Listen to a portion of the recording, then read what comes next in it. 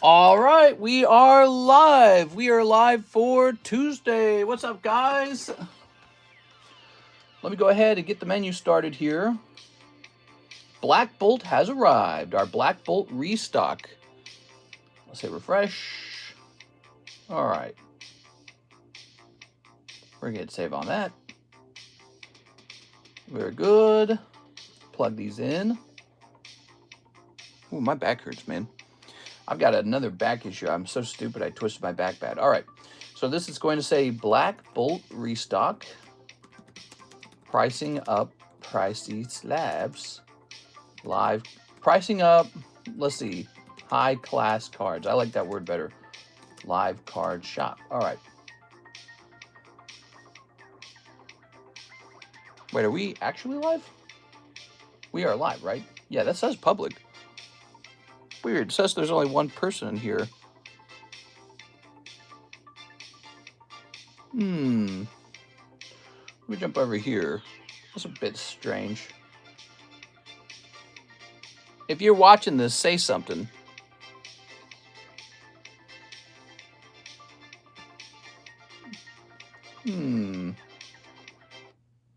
Is that you, Mike's side? Is that you in there? No, that's Mr. Memphis. Hello, Memphis. Weird, there's only one person in this stream. Wonder if the stream's not getting pushed. Here, give me a second. Let's jump over here. Well, I don't want to ping the Discord if we need to reset the stream. Oh, there we go. Okay, more people are joining. That was weird. We're live for Tuesday day. Strange. You like Pokemon? I do like Pokemon. Strange, it took a minute for it to push the stream at all. Okay, we're going to ping the Discord server, and now we're going to go ahead and jump over here as well.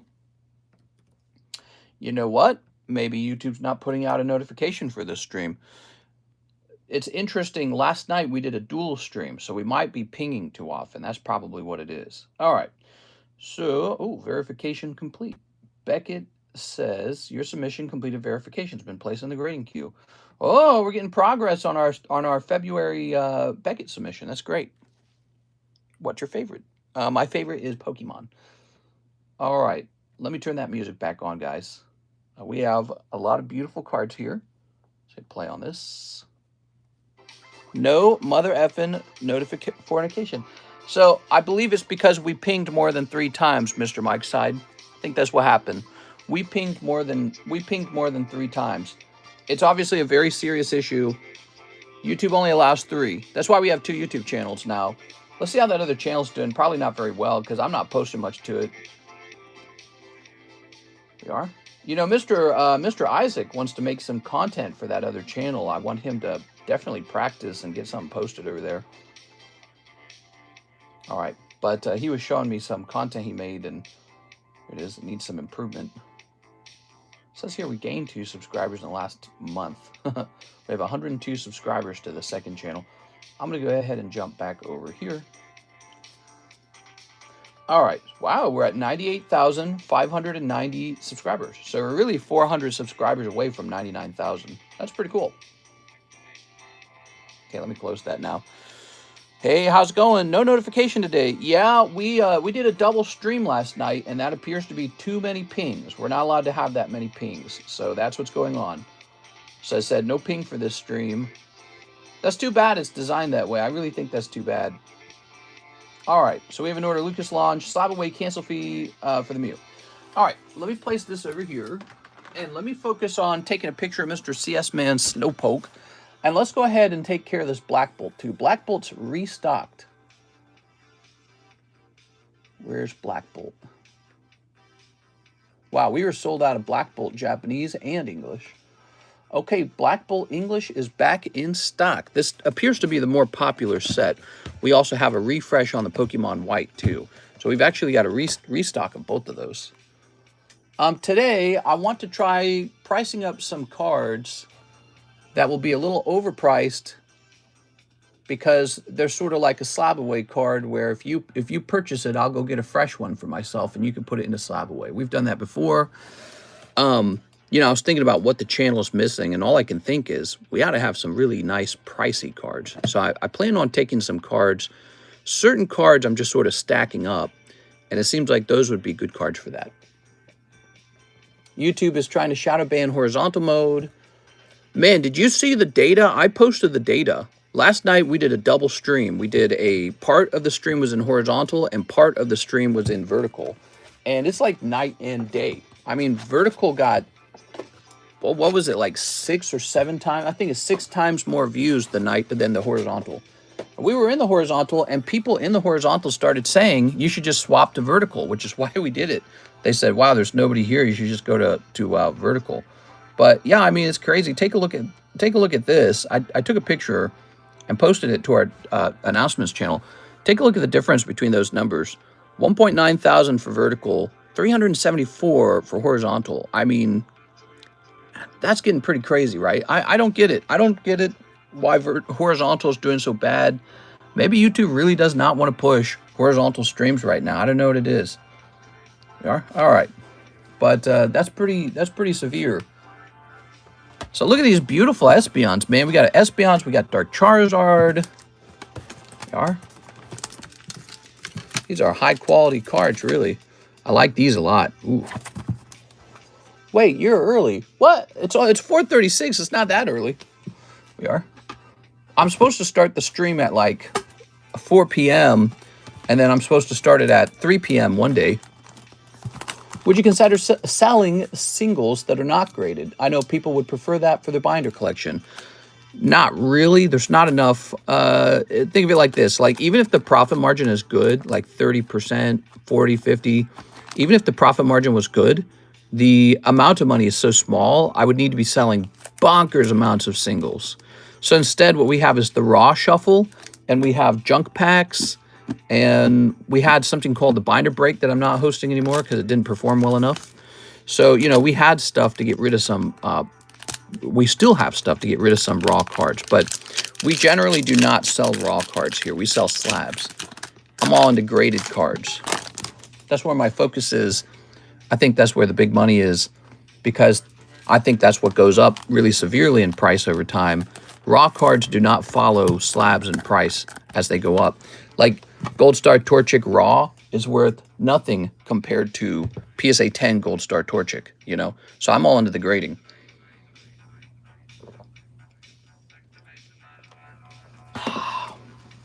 All right.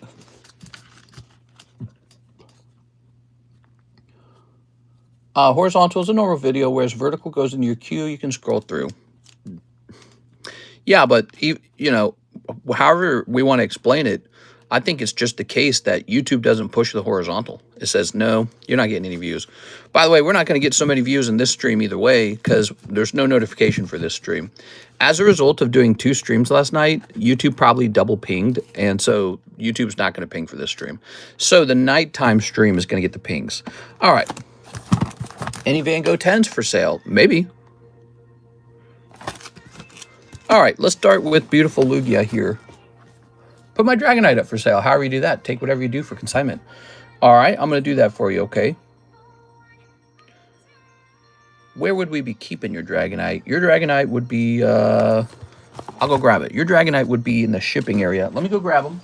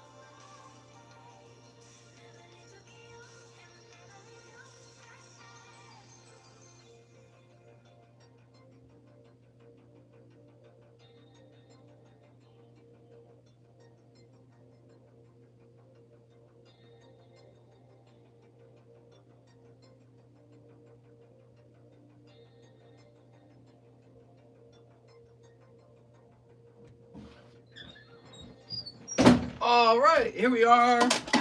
Ouch! That was so sharp. Okay, Mr. Brett, I'm here. Sorry about that, guys. I'm back. So, look at this. I brought up all your slabs to show you what you have. Oh, and we got to take a picture of CS Min slab. So let me do that real fast. Here it is. Whew. You should get a 2-tier setup. I think you're right. That will require some creative redesign of the table, because the way the table's designed, I don't see how that fits in. What is this crappy music? No singing in my music. Okay. Excuse me. So,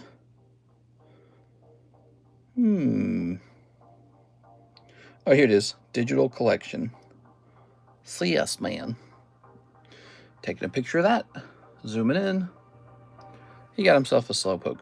So, Mr. Brett, are you still here? I got all your slabs, and you can pick which ones you want to go into consignment.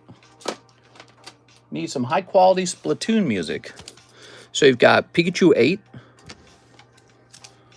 Charizard 9, Metal Charizard 9, Metal Pikachu 9, Dragonite 9, we've got Follow the Airship 9, Bill's Transfer MC. So this is actually a pretty good off-center card because the whole border disappears over here. So it's like properly off-center. It looks nice. So that's a cool one. Here's Hitmonlee. You graded an absolutely terrible 7. That's pretty harsh. It's got 3 big white dots on it, though. I kind of get it. Here's Venusaur. I'm sorry. Venusaur 8. That's you, right? This is a Brett Love Raging Bolt. That's a nice 10, okay. Here's a Hard Light Master Chief. Cool. We've got a Machamp Kairiki Sealed Oss. Nice. Here is a Crystal Guardians 10 Krabby. You might have bought that one outright. Or did you pull it from a box? Here's Vulpix 10. This one's really nice. It's got a nice tag slab. It's a vintage common Vulpix. That's real nice. So these are all yours, by the way. You got a lot. Here's your Minun 10. Vaporeon 10. Ivysaur 10. Yep, that's you. We've got Diglett 10. You pulled the James C. Cathcart card. So nice, dude. Here's a Lugia 10. That's mine. All right, so you pick for consignment for what the users might like. Well, what I would do is I would hold on to the most, well, obviously what most people hold on to are the 10s. And then people say, get rid of my 9s. So a lot of people say that. So I'd hold on to, let's start by holding on to all the 10s. Okay. Show you what your 9s are.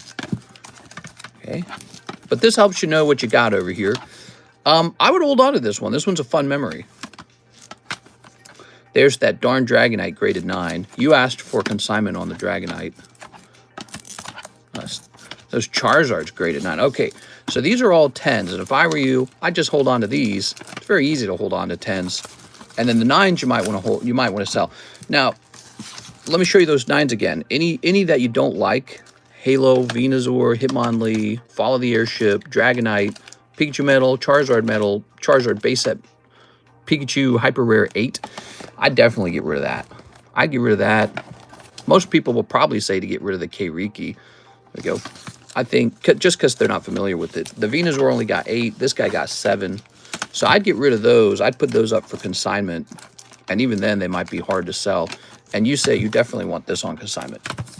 Hold on to those, and I will consign the rest. All right, so you would like to consign the 9s here. I'll put these here.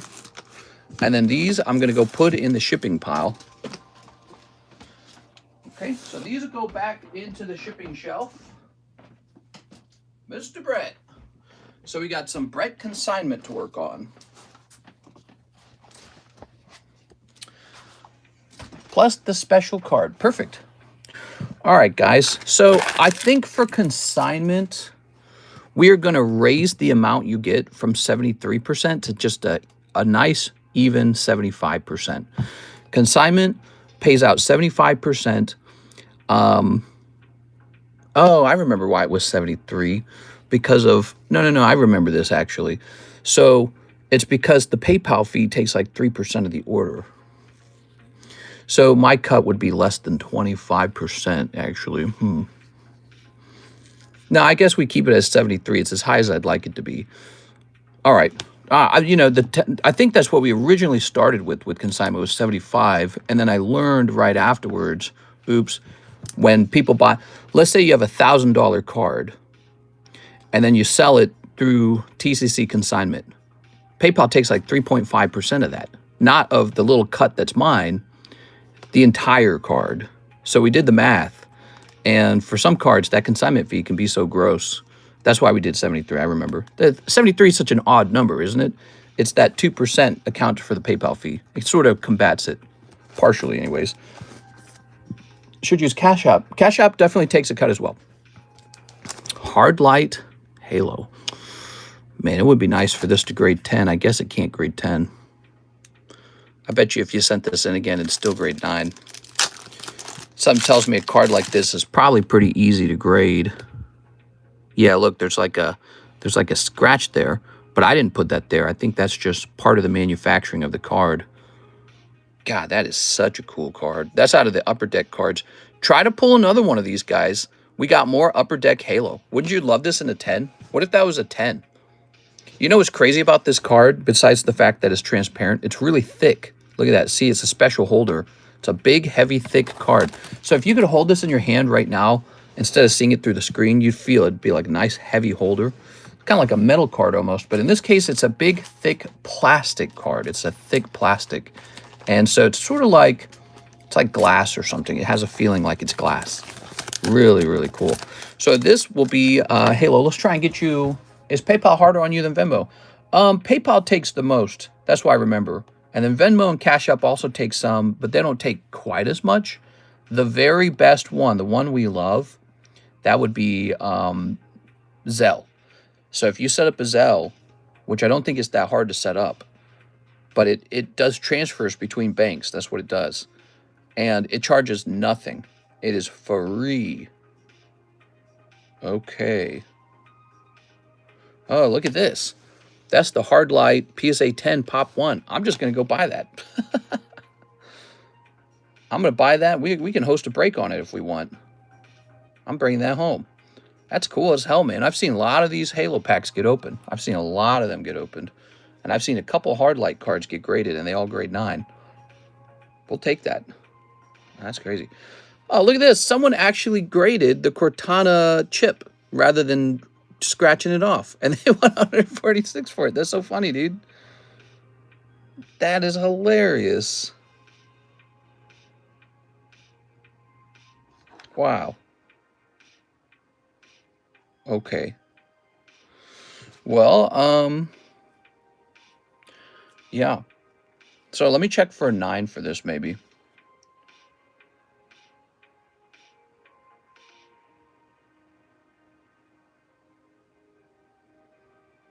There is no 9. We just bought the 10 for 400. We just bought the 10 for 400. I'm going to offer the 9 for 200. Okay. Yeah, I'll take that 10. That's a cool card, man. These Hard Light cards are hard to grade. They're hard to pull.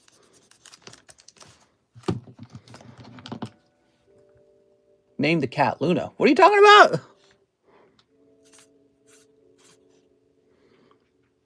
Okay.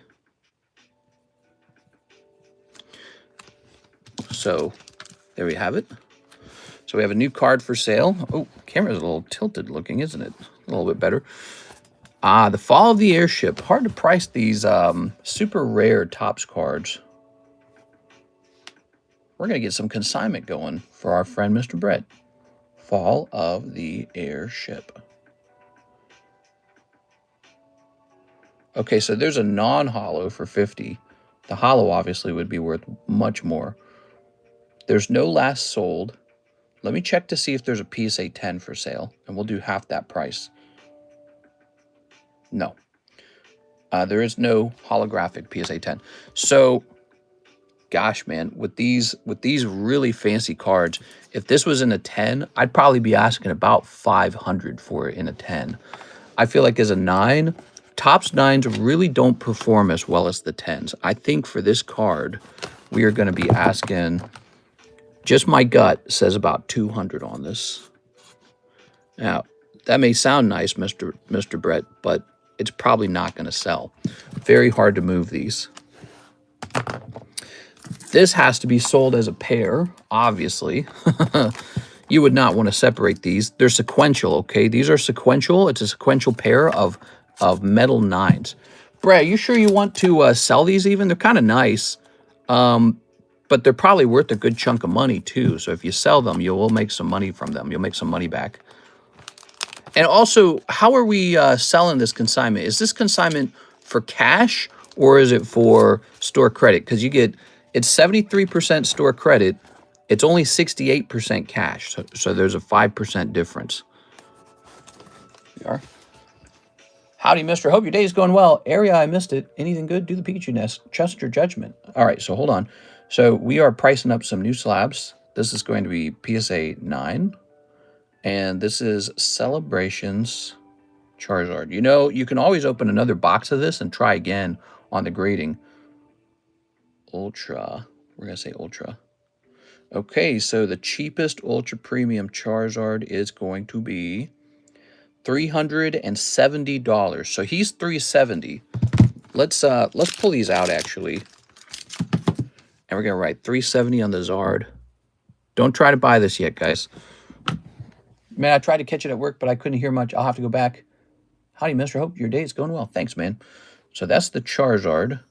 And here's the Pibsachu. Pikachu. Okay, so the Pikachu.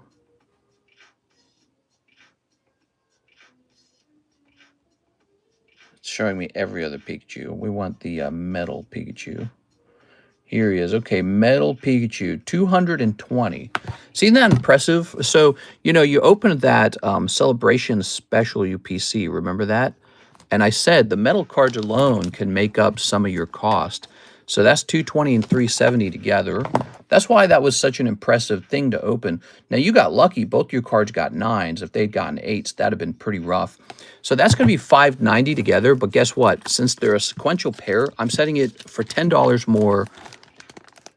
Dude, I bet we could set it for $20 more. I mean, just considering taxes, people will say, all right, I'll do it. So we're going to set this to $610, okay?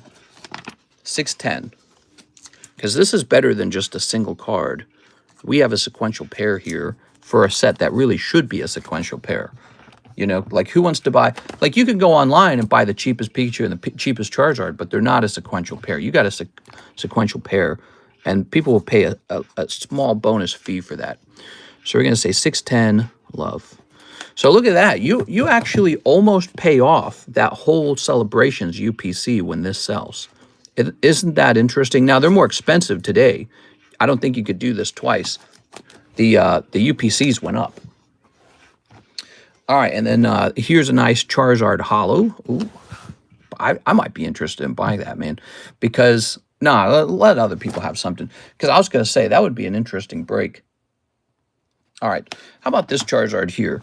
What went wrong with them? Well, he's thin on the top, fat on the bottom. Anything else? Yeah, he's slightly off center on the back too.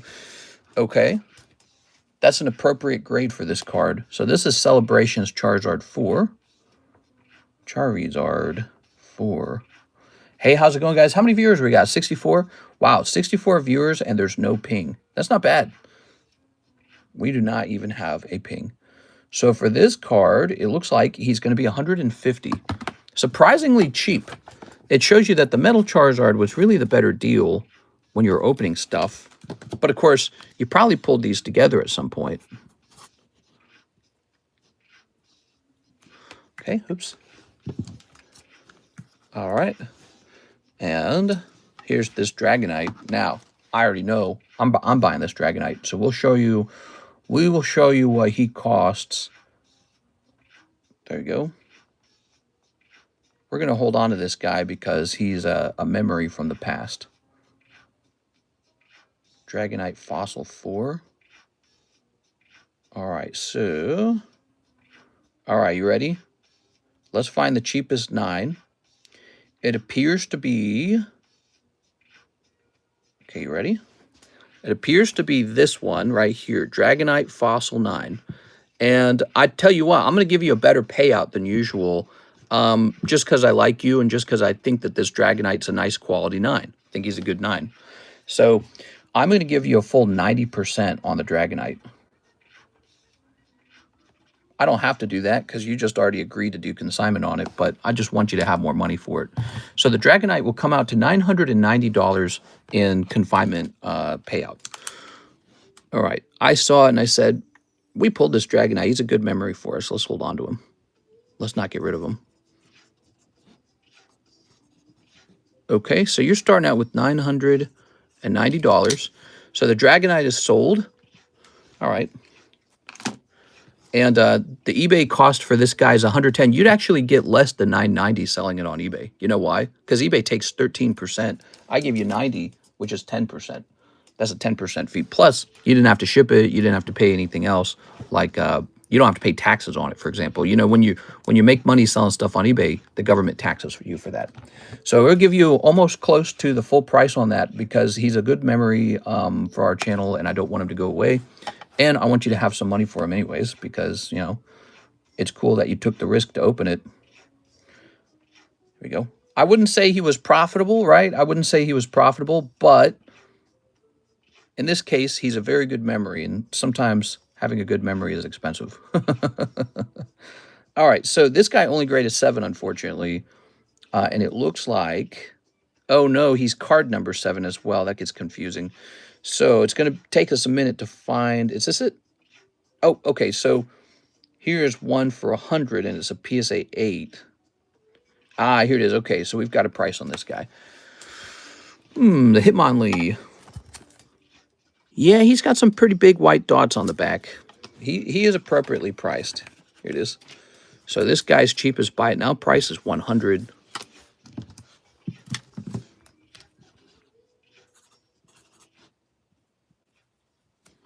There it is, Mr. Brett.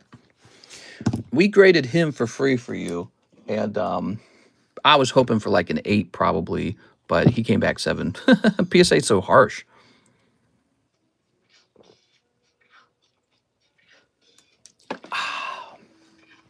Give that Hitmonlee in a giveaway. Don't, no. You're trying to be generous, but you realize this is one of your good ones. Here's one that you could give away in a giveaway. Let's see. You want to make some money on some of these cards because that was expensive. If I were you, you could give the Pikachu away, but somebody's about to buy it. I can feel it. I'd give this K-Riki away. Here, I'll buy the Hitmonlee from you right now so that you get some payment out on it. So we're going to say 98 times 0.37, which is a $71 payout plus $990. So you're paid out on that now, $1,061. I'm just going to buy it from you. All right, so this is easy. Here's what happens to him next. He just goes in live customs. Or he could go as the top pull in the Poke Shuffle. So now you have 1,061. See, that's good. Now, if you wanted to give one out, give this K-Riki away because he won't sell. I just know he won't. So few people collect this Sealdos, and then he's a 9 on top of that. Plus, he's Machamp. People don't really collect Machamp. So if you want to do a giveaway, do this one, okay? If you want to, we can still price this one up. The Hitmonlee, let's get him properly sold because somebody will be happy to take him home. Now, here's Pikachu and Venusaur. Pick one for giveaway. Trying to pay it forward. Just sure. So the giveaway shall be Brett Loved is donating K-Riki for $80 worth. And we're going to go ahead and say number 8, Brett Love. $80. All right, so there we are. We got you on the giveaway list. So you gave away 80 this month. And so if you guys give away a slab, we just count it for its full value, and this will be given away. All right, nice. We'll get that set up for you right now. He's a good card to give away. You know why? Because he's much harder to sell because he's such a niche card, but people will gobble it up as a free card. They'll be like, yay, free stuff. The Hitmonlee, on the other hand, people will collect that Hitmonlee in any grade. 1, 2, 3, 4, 5, 6, 7, 8, 9, 10. Not super enthusiastically, but somebody will collect him even as a 7. Okay.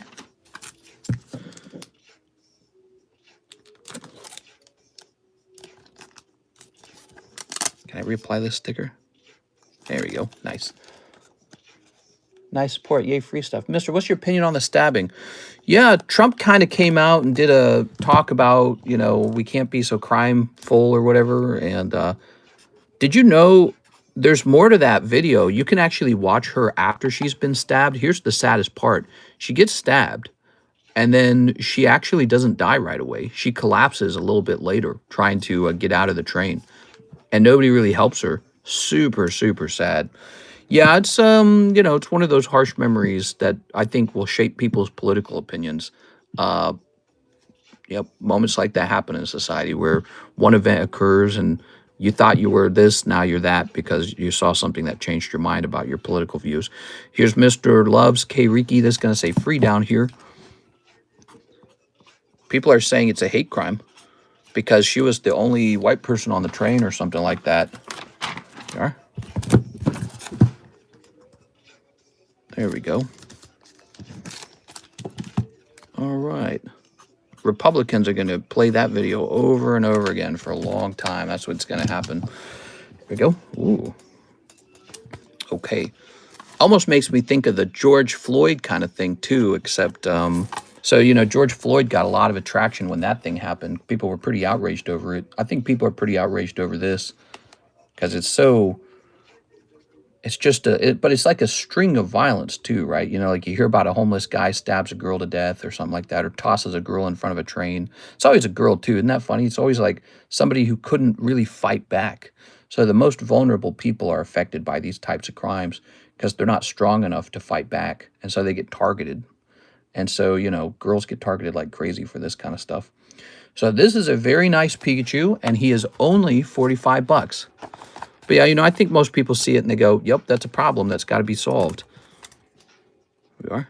At the very least, most people say that. Some percentage of the population probably doesn't care at all, or they say, oh, it's a smokescreen for things that are more important. Here it is. All right. And the guy who stabbed her screamed twice, I got that white girl. I got that white girl after he stabbed her. Yeah, that's a hate crime. That's what it actually is. It's so sad. She's Slavic too. She's not like Western European white. All right, I don't know. You could define it some way or another. It doesn't really matter. Ultimately, she's an innocent person. And to me, it sounds like it could have been a hate crime, actually. All right, which worsens it. Let's see. I think a lot of people have a very strong sympathy for her because she's not a privileged American, you know. This isn't a privileged American white woman. This is a woman from a war-torn country who came here to feel safe and then ironically found out America's not that safe. She might have still been alive if she had stayed in Ukraine. That's the irony. That's why this story is sticking so strongly in people's minds. If she had just stayed in her actual war-torn country, she could potentially still be alive. Okay, Brett, you've got $1,061. But no, she made the mistake of coming over here to safe America. We're so safe. We are. So 1, 2, 3, 4. Should him? Yeah, let's put him only in the live customs. He's such a nice card. It's sad all the pretty girls die. Well, yeah, and I think that's another thing. I think if a girl's pretty, she also gets targeted more because guys, we have like, you know, we got like predator brains or whatever, monster brains, and we see a pretty girl and it like, you know, it activates some center in our brain more strongly. Like this isn't just a girl. She's pretty too. Now she's got to go.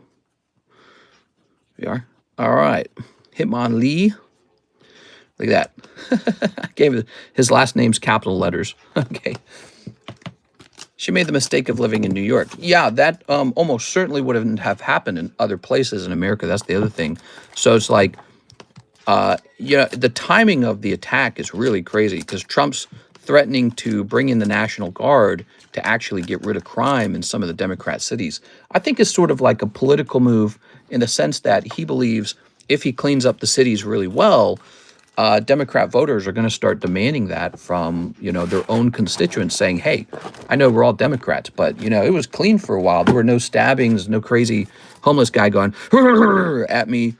And we kind of liked that. Can we just keep that going? So, you know, if he's determined to make America a more safe or more clean place, he might actually pull that off by giving people a taste of what that's like for a little while. But some people are vehemently against that. And I think, again, it's a political play because now, as a Democrat politician, you have to be against having a cleaner, safer city. And that is a dangerous position to take because it's more radical. It's harder to convince people that it's such a good idea to not clean up, to not say, okay, we're tired of stabbings and shootings, but we're just going to keep it going because we don't like the Republicans. So we're going to write down love for the keyword, capital L. This is a donation from Mr. Brett. Love to you guys. He's got a couple consignment slabs up here. Oh, Area says it was a city in North Carolina. There you go. Midterms are going to be easy for the Republicans this year. I think it'll be close. It's always excuse me. It's always typically pretty close. Okay, it happened in North Carolina, guys. The man who was mentally unwell, I hear, and yet he was free to wander the streets. Wait, I thought there was a stabbing in South Carolina. People could say what they want about Trump, but he has been the most transparent president. Yeah, I think other than the Epstein file thing, see, I think that's his big weak point. I think he's protecting a lot of billionaires that went to that island. I actually learned more about that story. He really doesn't go to that island himself. Trump, he doesn't go to Epstein Island as far as I could tell.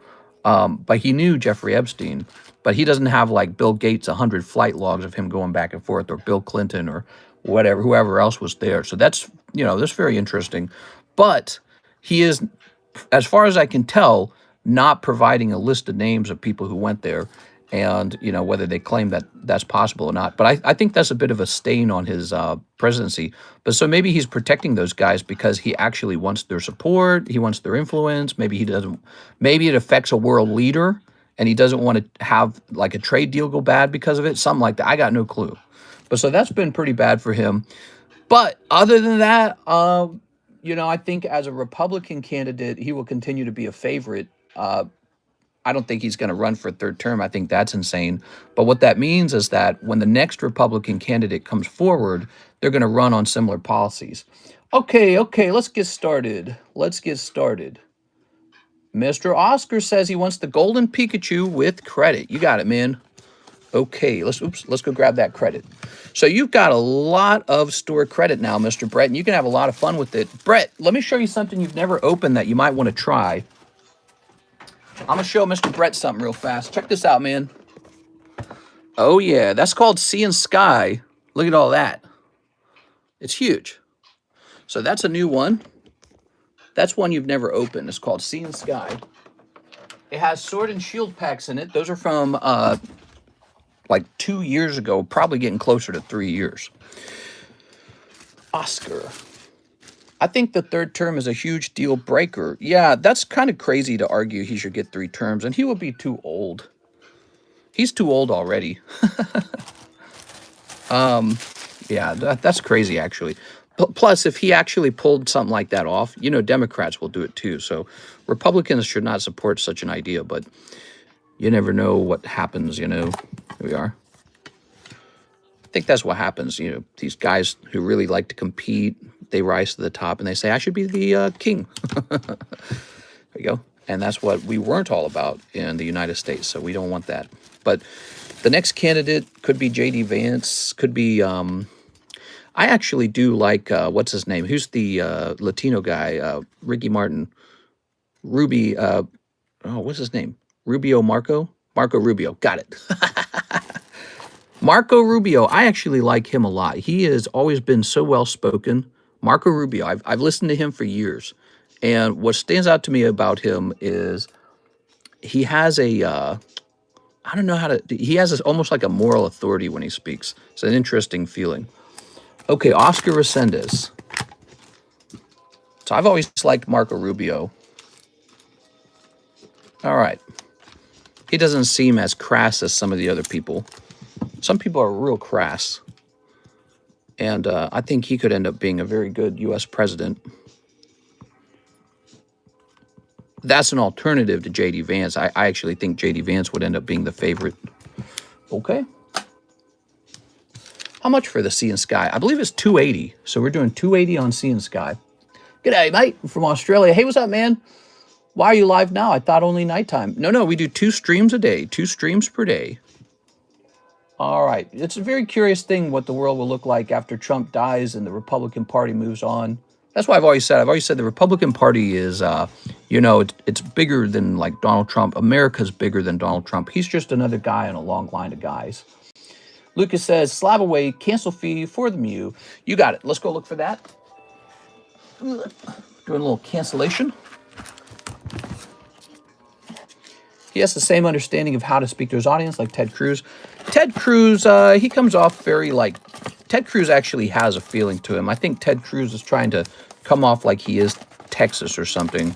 Like an old school cowboy or something like that. There we go. Marco Rubio almost sounds like a priest or something. Okay, there we go. So we got the 9.5 Mew, and we're doing a cancellation on this. Let's see how long you had it. We're going to jump up here.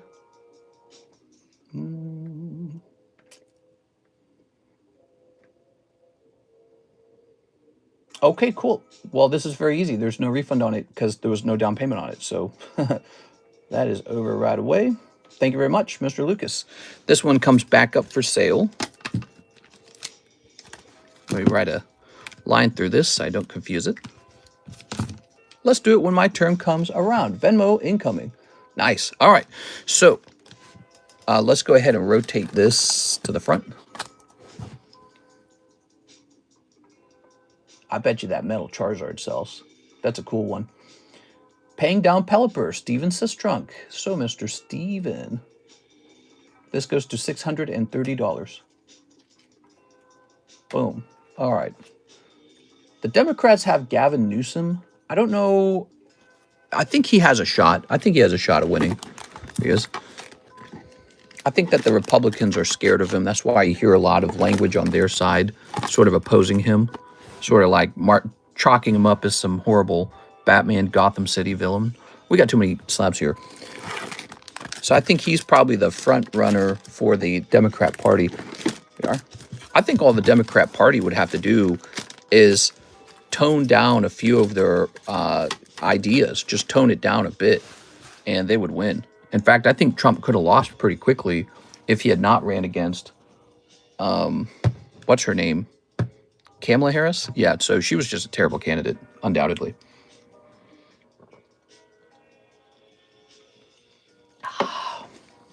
Okay, time to mine. You got it. If you recall, she wasn't voted on to run. She was picked out by Joe Biden, and then the Democrat Party just picked her to run as president in his place. So the odds of her winning was so bad. We are. It's almost like a fluke how easy that run was for Trump. It's almost like Hillary Clinton 2.0, because I think also if he had to run against Bernie Sanders and not Hillary, I think he could have lost that very first election.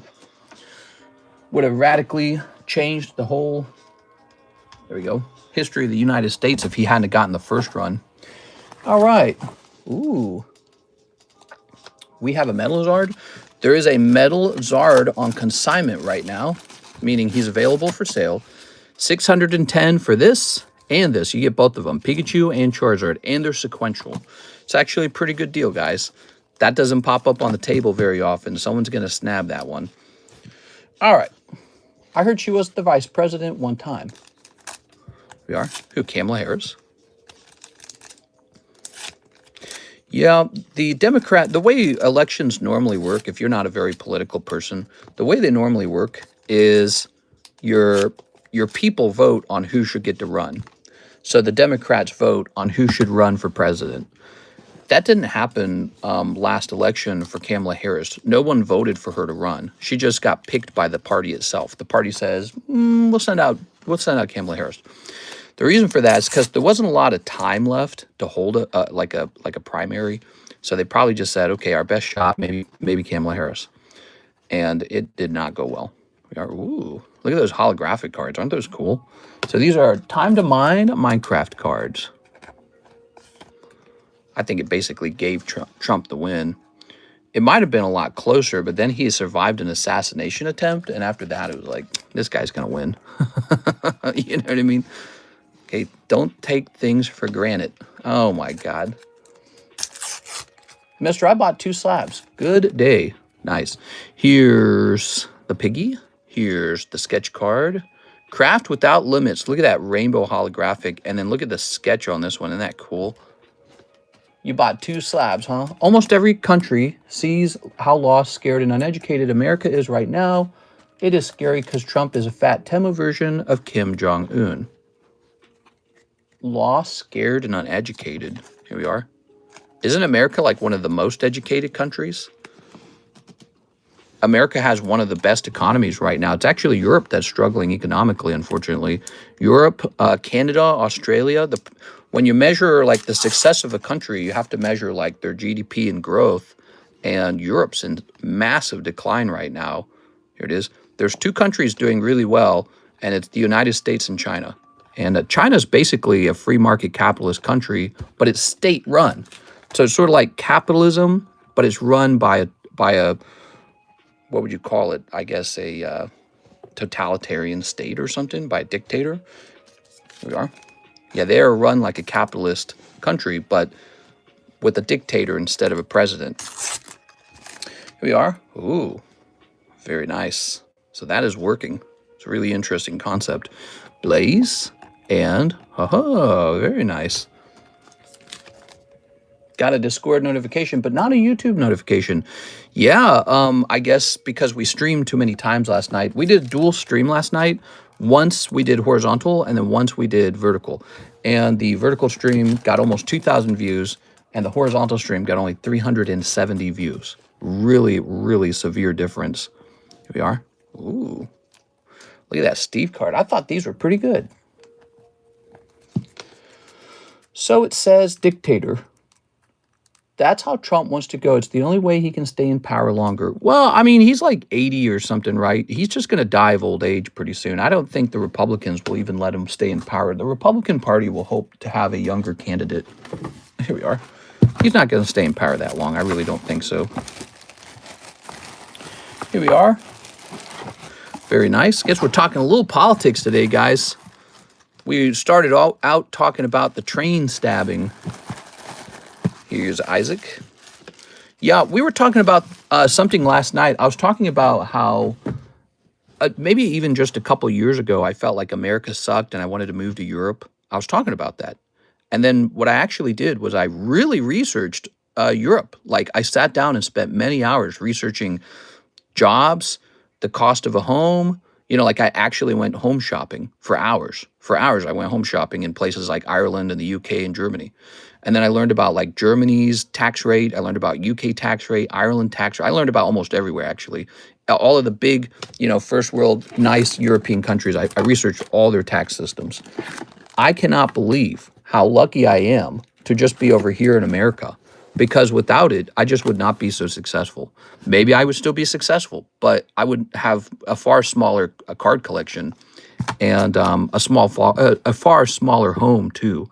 Because Europe, they stop you from succeeding. They put on a huge tax on your income the moment you start succeeding. United States doesn't do that. So you can come over here, be smart, hardworking, clever, successful. Maybe you find a trick, whatever it is. And then, yes, you do pay a progressive tax. So you do pay like 28% or something. But it's far lower than what you would pay if you were living in Europe. Here's Nathan Gordon. Pack split that bits.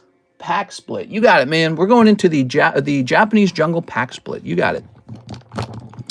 So after doing real research about moving over to Europe, I realized, oh my gosh, I'm already in the best possible place to be selling Pokemon cards, to be having a big dual income, to be, you know, successful and competitive. Here we are. America's got plenty of diversity, which some people don't even like that. But it's got a huge variety of people, so you can live where you want with who you want. It's a massive chunk of land. I can live in the tropical beaches of Florida or the frozen snowy mountains of Leavenworth, Washington. I can live in the big city of New York. I can live in the beach life in San Diego. I can live in the mountains of Colorado. I can live in the heat of Texas, big megapolis of like, you know, you got like Austin and Dallas and all these other places. So you have so many options over here, and you pay less taxes, and the homes are cheaper, and the wages are bigger, And there's these giant corporations of businesses here. You can go work for them and make, $100,000 a year pretty fast. And then when you're successful like that, you can marry a girl who's successful like that too. All of a sudden you're making 200,000, and then you're making $200,000 a year living in a nice affordable home, which you have options with what kind of home you want to buy. And then you're paying way less taxes too. Maybe not in California, Hawaii, New York, but if you're living in a place like Dallas, Texas, you're paying way less taxes. And then, so you just get to take your leftover money and do what? Buy Pokemon cards or buy stocks or buy whatever it is you want to buy. That's not possible in Europe, in Australia, and Canada, because they will tax you to death. And I'm not trying to hate on the people of Canada or Australia. You guys are awesome. In fact, I really wish I could move to places like Australia or the UK. But your actual government rules are horrible. They're so high tax. I mean, why would you ever leave? All right, here we go. Let's see. CS Man picking up that Celebration Sword. Here it is. Berlin was nice. Not sure I'd live there. Soon you can live in Greenland. They are very nice. I love the ancient history of Europe. I'm totally in love with it. I'm smitten by it. And I just love the look and the feel of their streets and their towns and, like their marketplace, the Christmas marketplace in Germany, something like that. Really cool. But I can't be asked to pay like 20% sales tax. That's sales tax. So you pay like 18% sales tax when you buy something in Germany. Did you guys know that? You should see the property. Every country charges property taxes when you own a home. So you own a home in Hawaii, it's like this minuscule, like 0.2% or some tiny number. You move to Germany and it's like some huge 20% property tax. What? How's that possible? How can anyone afford that? And then if you start making good money in Germany, they go, oh, good, you're making money. 45% taxes or some crazy. So like we'll take half of what you have, own a home. Oh, good. You can pay 20% of that home to the government. Did you buy something? Oh, good. You could pay 20% of what you bought to the government. What? How? That's about as close to communism as you can get without calling it communism. The government owns almost all your money. So you go to work and the government owns your labor. So you're just working for the government. And so as much as I love Germany and the German people, I was like, hell no, dude. I'm in the right place as it is. All right, so let's get this Charizard taken care of. Germany, it's all over Europe. It's not just Germany. Some places are a little worse, some places a little bit better. But you learn about a lot of Germans are moving to like places like Dubai, UAE, because they want to be able to earn money and keep their money. So it's like, do you want freedom? You got to come to the United States or the Middle East.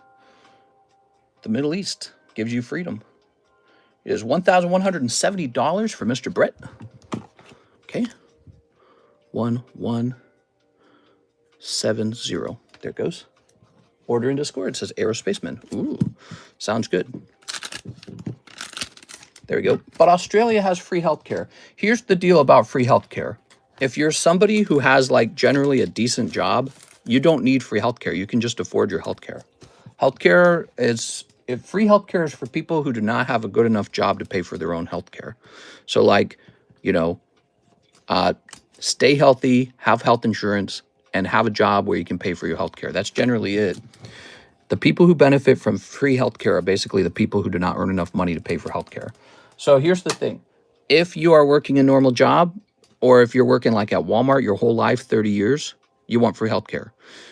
If you have a career job, like two software engineers living together, you're the one paying for everyone else's healthcare. You have to pay for everyone else.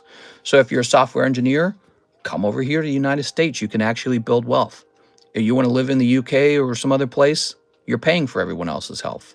And, people generally who can't afford their health, sometimes they just don't take care of themselves anyways. So you're just paying for other people's bad health choices. But then also some people just have bad luck too with health. It's a combination. But that's the point. So you have more freedom. You're not responsible for taking care of everyone else's health in another country. That's like a tongue twister. Jonathan Bagunas, can I slab away the Metazard and pick a bundle? You got it. Okay, Brett, this pays out when it's done. We are. You are not on the hook in America to pay for everything. You do pay taxes, but it's not quite as severe. And America pays out a ton of social services and healthcare but not quite as much as Europe. Not quite as much. In America, you're expected to pay for your own health care with your own work, your own job. All right, let's see. And again, so it depends on what side of that equation you're on, how you feel about it. If you're on the side of the equation where you're the one taking the money, then you're like, oh, this is a good system. If you're on the side where you're losing all your money, you're going, ooh, this kind of sucks. Maybe I should just be responsible for myself and my own family and keep my own labor. So it depends on what side you're on. Here we are. Okay, 610, and you sent in 120, right? So $100 is down, so 510 remains. Boom, all right. I work on IT, and my wife is elementary school teacher. We use her insurance and not mine, even though I make more. Her insurance is just better and almost free. Nice.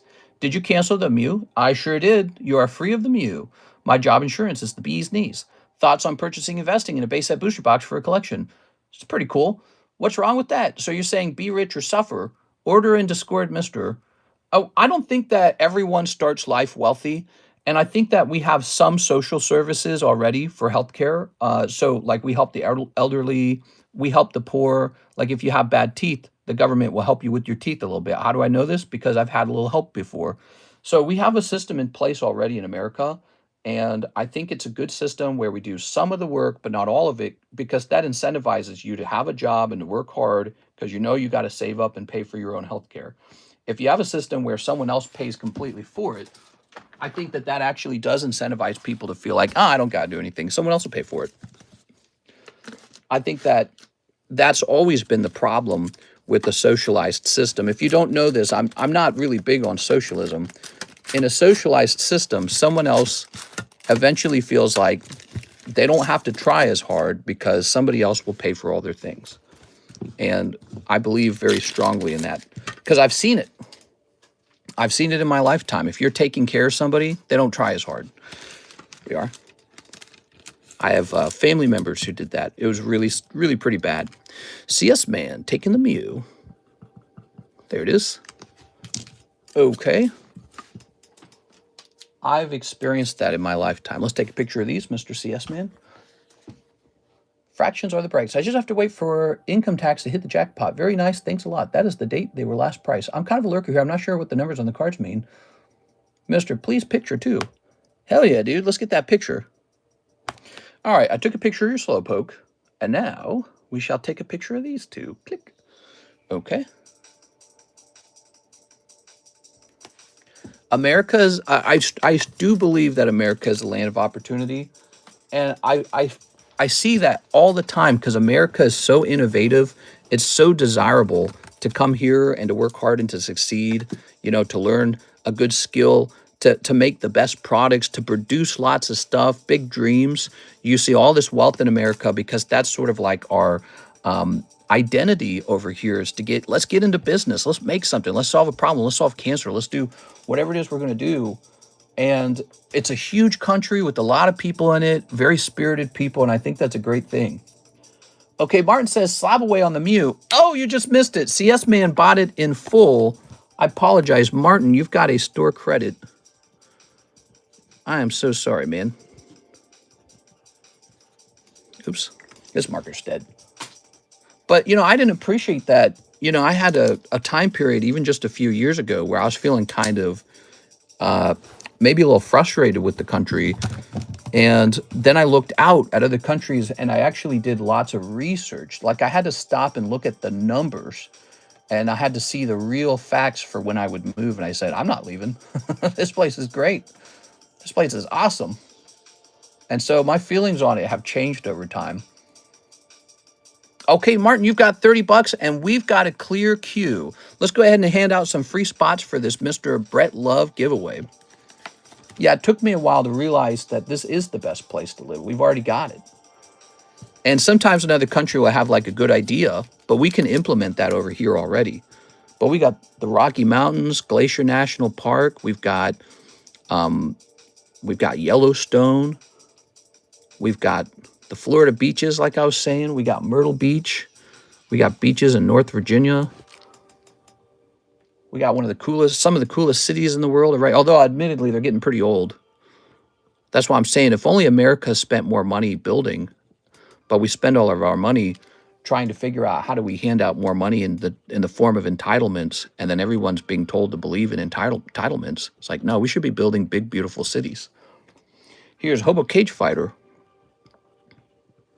Cage Fighter. I want everyone to have sort of a spirit or personality where they believe to solve your issues, you have to go produce goods. That is the solution.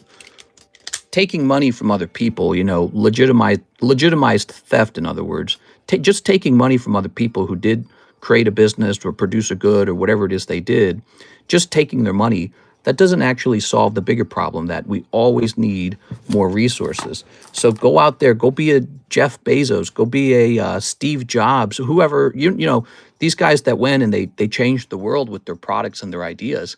They got up. They weren't always wealthy. They just got up and they started working one day. Like Bill Gates, he made Microsoft out of his garage. That is like a defining aspect of America, I feel like. It's a defining aspect of America to have sort of like a courage to go do something like that and a desire to get up and do those kind of things, to just kind of build something huge, really build something. And I love that about this country, and I hope people continue to feel that way about it and not sort of slide into the, well, really, someone else ought to just pay for all my things, because that's the solution to not having enough money, is for other people to give me money. Because I feel like that works for a little while until the tax runs out, and then everyone starts leaving. They disappear, and you get a bad city that has no money left in it. What happened to that bad city? All the people of means, they all left. So you can see on a small scale what that's like. Mr. Jack says PSA 8, Brett Love consignment. You got it. I think that's the Venusaur. Yeah, Venusaur it is. Haha. Brett, your slabs are popular today. So on a smaller scale, you can see what it looks like when everyone who has money leaves. Because we have that here in America. You'll have like a city where it slowly sort of like goes into a spiral because it becomes unsafe and poor, and then everyone just disappears out of it. And that city almost always begins begging for more money. It says, well, we have to raise the taxes. And then you raise the taxes, and what happens? More people leave. They go, I'm going to Dallas, Texas. I'm going to Naples, Florida. They get their booty cheeks out of there, and it just creates what I call like the downward spiral when it comes to taxation, the belief that you can just take all of a person's money and they'll solve all your problems magically. But what it really does is it creates more problems. Now you got no one left to tax. Here we are. Do an exciting break. People want to spend their money on hot breaks, aka me. The current breaks are, let's see, we've got Jolteon, the pack split. Here's Espeon. Here's Trafalgar Law. Here's Gengar. Here's a nice Gengar break. Here's, Aerodactyl. We've got the Topps Moltres. We've got this interesting sort of niche break. This is a Bowser break. He's like a bonus break. Here's the Cloud. Here is a giveaway card. Here's the Mega Sublist for that Gengar. Here's the Ancient Origins box break. And here's the 151 surprise Gengar break. We got so many breaks. I don't know if I can add any more until one of them moves. Also, we've got the Mega Pack break. That's the Jumbo Pack break, I mean. Gotta stop calling it that other thing. Jumbo Pack break is brand new. We just set this up last night. Nice. We are. Well, I mean, we got a couple Gengars. That's pretty cool. Look, 2 Gengars, Master Ball Gengars, nice. And then also we've got, this is really nice. This is now a 4-year-old Altart. That's really nice. I think that one's really nice and clean. Let's see. If you're wanting pure vintage, we've got this pack break right here. So this will give you a shot at the Japanese Snorlax. Really good stuff. But, it's a rotation, right? So, when these finish, a new round comes in. It's a rotation. We don't just do the same card over and over. Here you go, Jack. Thank you so much. Let's see. Do you think that Mew is regradable? Anything's regradable. The real question you mean to ask is, would it magically transform into a 10? If you see it with a 9.5, I would assume there's some flaw on it. So is there a chance? Maybe, but maybe not very large. We are. Do a mini on the 151 box break or on the Ancient Origins. We need to move it, says Team Rocket Grunt. Yeah, think about it. $200 is not that crazy in terms of purchasing power. I see $200 orders go by all the time. Maybe for the Ancient Origins one, maybe we'd do a sublist. We did that. We created a sublist for the Ancient Origins, and the sublist just sat there for a while. Nobody joined it. So I just got rid of the sublist. What'll actually end up happening is over time, the prices will rise on those things anyways, and then people go, oh, I should have gotten into them earlier. So that's most likely what's going to happen. But ultimately, it's up to people to decide if they want that. Don't forget my order. I sent via Discord.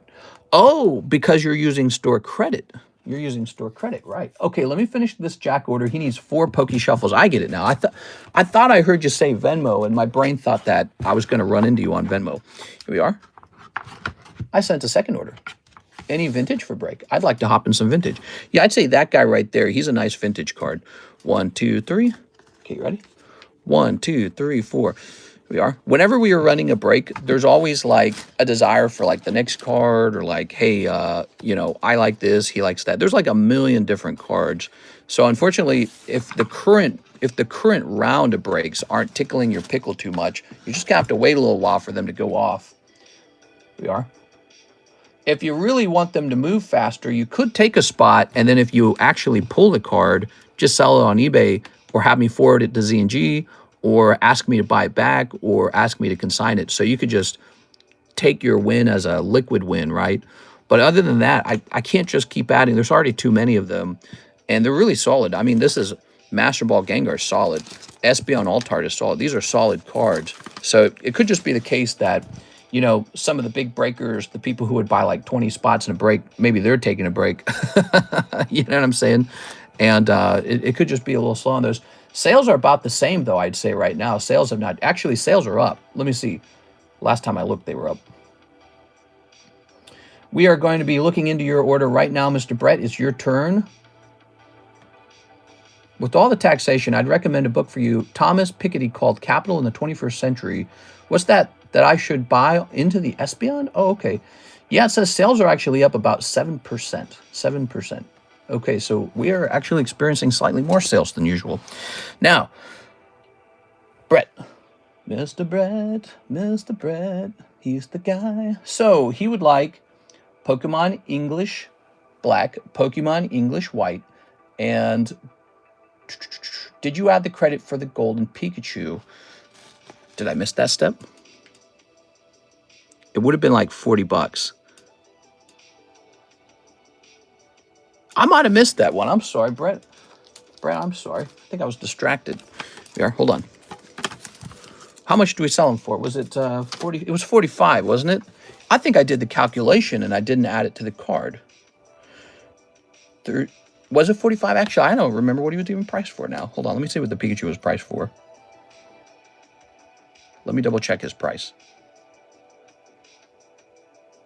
I got him a new sleeve, so we pulled off the sticker.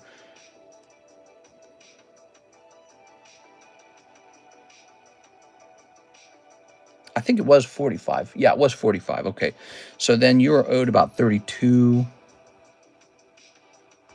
It's about 1245. Nice.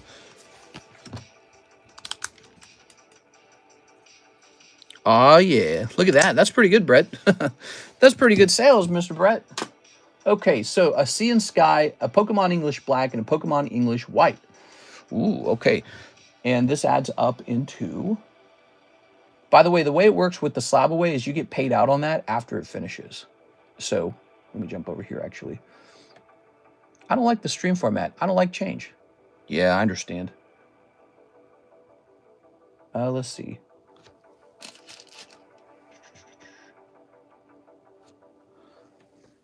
Let me do one more thing.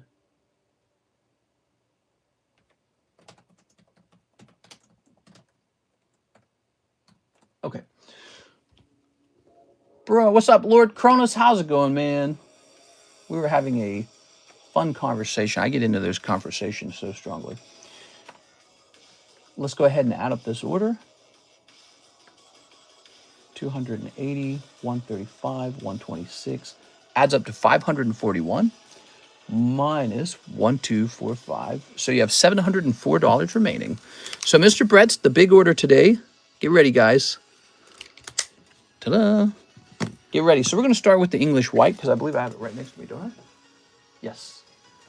All right. Ooh. We might not see horizontal too much anymore, unfortunately. Yeah, here we are. I don't know. We could do horizontal again. We did it last night, and the views were so low. At some point, we were like over an hour deep into the stream, and the views were so low. People actually asked me to do vertical. They said, you should do vertical. We are. All right. There we go. I couldn't tell you why that is.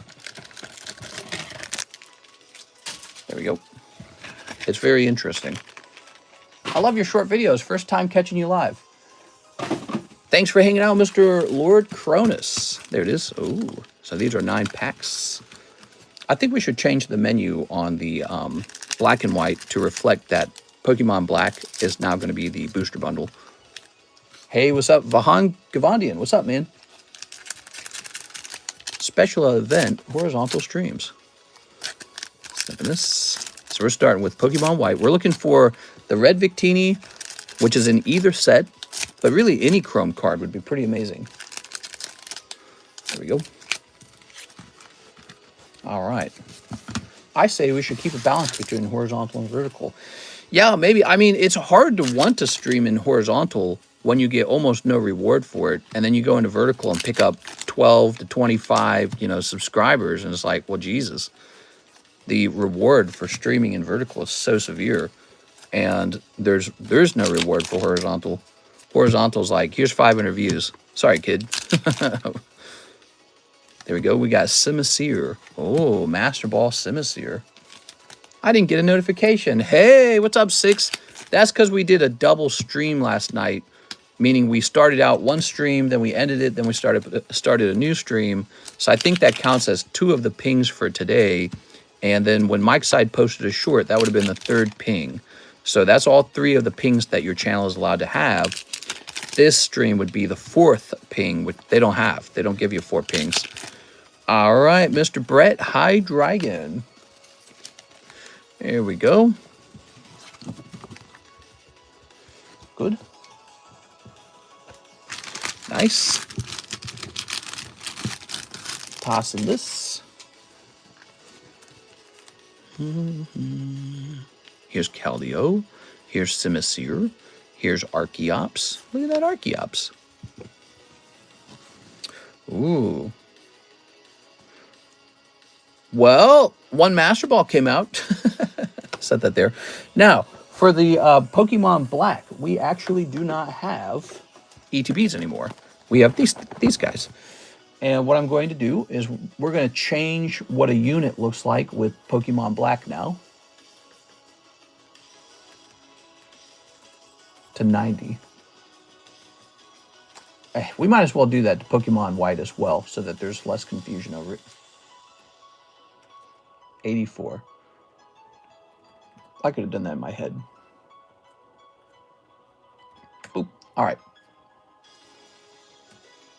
Hit save on that. Okay, ooh.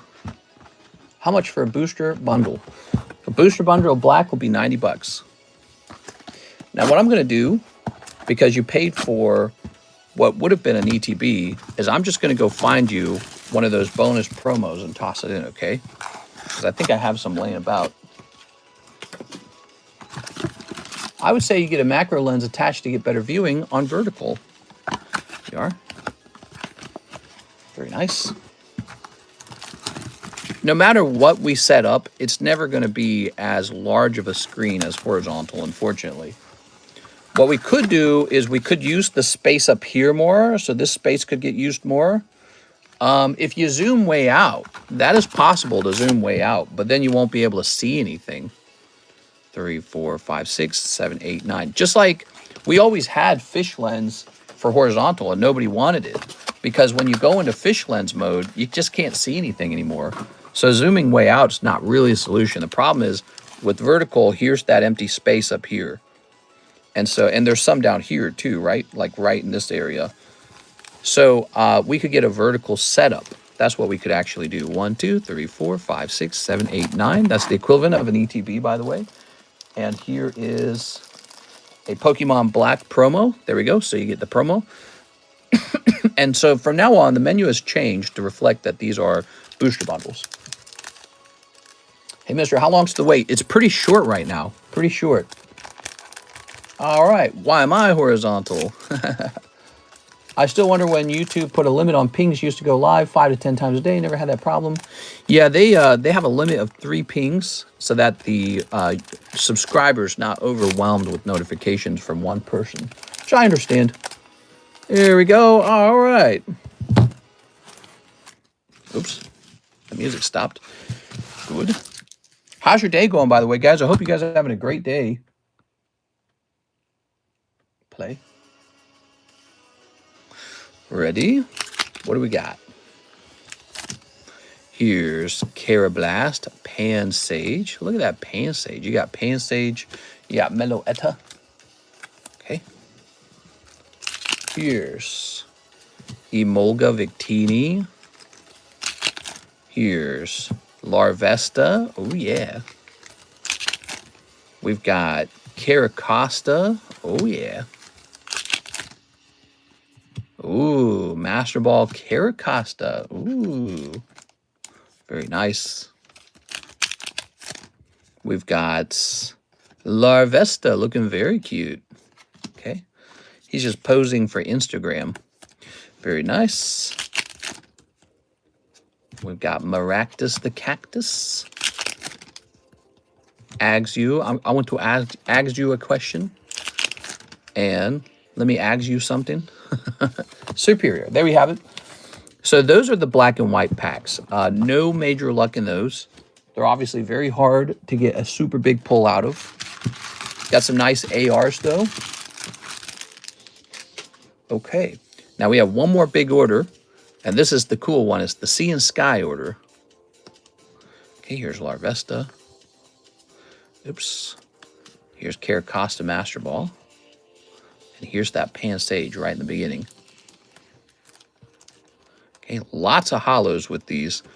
Okay, so Pan Sage, Caracosta, Larvesta, Superior, Thunderous, Archeops, Simisear, Keldeo, Hydreigon, and Tornadus. Boy, that black and white's tough, huh, man? It's cool that the English cards get the Master Balls now. But back in 151, one of the most popular sets, only Japanese had it. Isn't that interesting? Okay. Now, we have one more big part of the order. It's a very cool part of the order. And it is Sea and Sky, Crown Zenith. Now, I can't open it on screen. It's too large. Okay.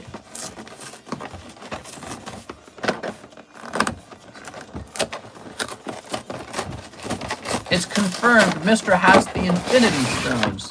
What? Tossing that.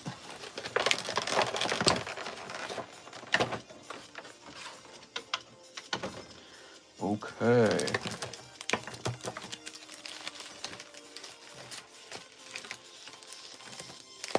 Let's set these here. Cross your fingers for big pulls. Big pulls. We want the big ones. What's cool about this set, you also get some promos, and one of the promos is really nice. It's the Rayquaza promo. This is the Kyogre. Okay. Toss this code card out of the way. Okay, so this will be... Boy, that's a nice looking card. I wonder how hard that is to grade 10. Here he is. And then we have a nice Rayquaza V.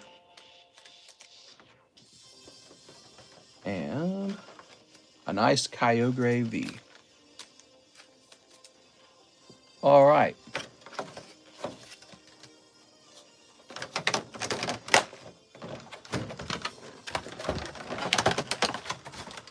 Whew. There we go. All right. Mr. Russ, he can sell you the Archeops, but he has to ship it to you from his house if he does that, okay? So he has to have me ship it to him first and then to you, all right? Okay, here goes, guys. Let's start sneeping. Sneep this. Okay. Let's sneep this. And let's sneep this. All right. Here's this as well. Sneep. Here's a sneep over here. Sneep. And a sneep over here. Sneep. All right. Very nice. All right. We'll toss this. All right. Cross your fingers for some big hits. Those old yellow borders. Look at that. Oh, man. Right off the way, Hatterene popping out. That is so cool. Wow. You did not realize how good of a time period this was until later. You're like, man, this was good stuff. The idea of the VMAX just being a big Pokemon, it's such a simple idea, but it works so much better than the terastallization, doesn't it? Remember when, look at this Thievul, it looks so well-centered. Remember when terastallization came out and you kind of looked at it and you're like, so they all get, what, a big goofy hat? Remember that? Here's Leafy Blown. Look at that Leafeon. Okay. Okay, and here's Turtwig and Hatterene. Very nice. Okay, and there's Turtwig. Very nice. And we've got Energy Switch. We've also got Chatot. And we've got Skrelp. Ooh. All right, we're tossing this over here. Boop. Still time to pull a golden card out. We want a golden card to pop out of these packs. Here's Luxray. Oops. And Duraludon. Oh, I can hear a helicopter going by. Okay. Here's Comfey. You get a lot of these interesting... Now, these weren't called ARs back then. This is GG on it. Something Gallery. Ooh, Altaria. Look at that Altaria, man. It's actually so shiny. That's crazy. Here we are. Got my package today. Thanks for sending the TCC graded Meliodas from 7 Deadly Sins. I forgot all about that card. Oh, nice, dude. Here's Zacian. I didn't know about it either. That means Alexis found that and shipped it out. We are. And Young Goose Hop. So there it is. That's what a whole box of Sea and Sky looks like. Notably, a lot of those AR-style cards in there. It's pretty... the pull rate was pretty impressive. I think that you have to agree. Crown Zenith has a higher pull rate than other card sets. We are. Unfortunately, no major gold cards, but I like this Turtwig a lot. Here we are. So let's take a look at that pull rate. You ready? 1, 2, 3, 4, 5. You got 5 hits out of 14 packs. That is a very high pull rate. I think that these packs could be undervalued for what you get out of them. I mean, look at that. That's adorable. Here's Comfey. Now, there's better pulls in the set than these. The Turtwig in particular is pretty nice. He was, now if you recall, he was part of like a secret god pack in the Japanese version, but in the English version, you could just pull him like normal. Here's Leafeon. Thievul's looking nice, and then the Hatterene VMAX. Beautiful cards. I wish you had maybe pulled some of the, top pulls out of the set, but you can see that the pull rate is very good. We are. It's clearly more generous than Black and White was. Black and White was not as generous. That's really fascinating when we watch it. Okay, all of that's for you, Mr. Brett. Mr. Brett. We have a little baggie here. Galarian Gallery. Oh, it's called Galarian Gallery? Come on, man. Don't even know what you're opening. Yeah, I never really learned that. I opened tons of it, but I never bothered to learn what the little initials mean. That's because there's tons of initials. There's tons of like SIR, SAR. So I never bothered to, I never memorized all that stuff. There's too much. Here it is. All right. Thank you for your time. No problem, man. Well, thank you, actually. You got a lot of cards, and some of those will probably be worth grading, too. Like the Altaria looked really nice. Sent a scored message of eBay in case you want to see something you like. All right, let's take a quick look at that. Click. Is it going to work? It took me to a guy's channel. Oh, I see. So you're just saying in general his channel's good? Let's see. I saw this already, the Golem. Yeah, he's got some nice holographic, he's got that Rainbow Dragonite. He wants 4K for it. What do you think of that? That's expensive, man. All right. Oh, that's your channel. Oh, I see. Okay, cool, man. You have some nice Topps cards. Okay, what do we got now? We've got a Mr. Steven Sistrunk paying down Pelipper 17 minutes ago. Let me get this for you. He's paying it down faster now. He says, let's get this guy done. It's me. I have a lot. Nice, dude. All right, let's see. This goes down to 530. Boop. That Rainbow Golem's really a bizarre card. Like the odds of that grading 10 must be impossible. One spot in the Gengar Mega Sublist. Gengar Mega Sublist. You got it, man. Yeah, the Gengar Mega Sublist is one of the more popular breaks, despite the fact that your odds are so low. I think it's because people recognize it as sort of like a Holy Grail Gengar card. There it is. You're in, Robert Tumman. There it is. The Mega Gengar. Super rare card. How much data do you use for your Wi-Fi a month? Ooh, I don't even know. Probably a lot. Okay. Vahangavanian says, I should still have a Metazoo from you from Celebrations. It's been a while, so I'm hoping you still have it. Could you ship it out? Or if you want it for yourself, you just shoot me an offer on it. Let me print you a label, and then I assume it will be over here, and then Alexis will get it shipped. Here it is. If it's over a year old, I would feel a little nervous about it. There it is. If it's under a year old, you are 100% good. Ah, yeah, it's under a year. I mean, this bag says 625 on it, so that's not that old. That's not that old at all, actually. Hey, what's up, Mr. Leon? How's it going? I'm looking to get back into collecting again. Is the Pokemon English Black an ETB? No, no, no. That's a, so that is, the price on the packs, the rate is $15 a pack. So that's actually a booster bundle. There it is. Yeah, we have booster bundles of Pokemon Black now. They're really nice. You want to see? Okay. Let me try this again. Brilliant. Pokemon Black's actually been pretty popular. And we made a really large $6,000 purchase of a lot more Pokemon Black just to make sure we have enough. I'm going to go ahead and reset our shipping software. It's always fighting me. It seems to work when you reset it. What is this music, man? Over a year, I would be a little nervous, Mr. Vahangavandian. If it's over a year, it's possible it was left alone. I feel it's don't do that, guys. Make sure that your stuff ships within a year, or that you tell me to reset the numbers on it or whatever. All right, let's see. So we are printing you a label. And I will ask her on the label to look for it.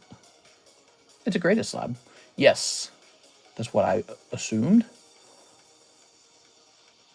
Okay, and print. So we are printing you some postage right now. Reset my shipping numbers. You're totally fine, Brett. Brett, you're like super active. I recognize your name. Nothing to happen to you at all. You could have stuff that is over a year old, and if you're active in this stream, I will recognize your name and not touch it. What would really put you at risk is if you've truly disappeared for a year, like you haven't said hi in a year, and I don't remember the last time you made a purchase, and then I look you up and it says you've been gone for a full year. I'd be like, this guy's, he's left. So don't ship without Charizard slab. Okay, so I'm telling her not to ship your little bag here unless the Charizard slab is there too. All right. There we go. You're looking to get back into it, huh, Leon? Leon? Nice, man.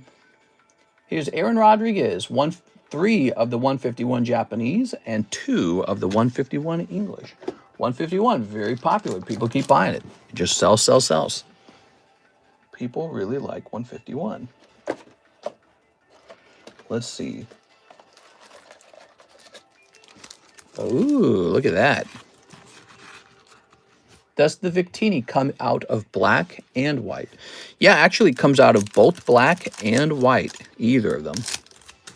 This and pays to wait for PSA, though I feel sometimes. Just saw Trump's birthday letter. What? There we go. How old is he, by the way? He's like 80-something, isn't he? Here's a war turtle. That's a really old age to be running the whole country. Isn't that interesting? He's the oldest. Is he the oldest president ever? Here's a full pics. Here's Cubone, record-setting old age. Local man reaches 100 years old. Quick, get this man in Congress. Okay, Moltres, Dodrio. The country is ran exclusively by 100-year-olds.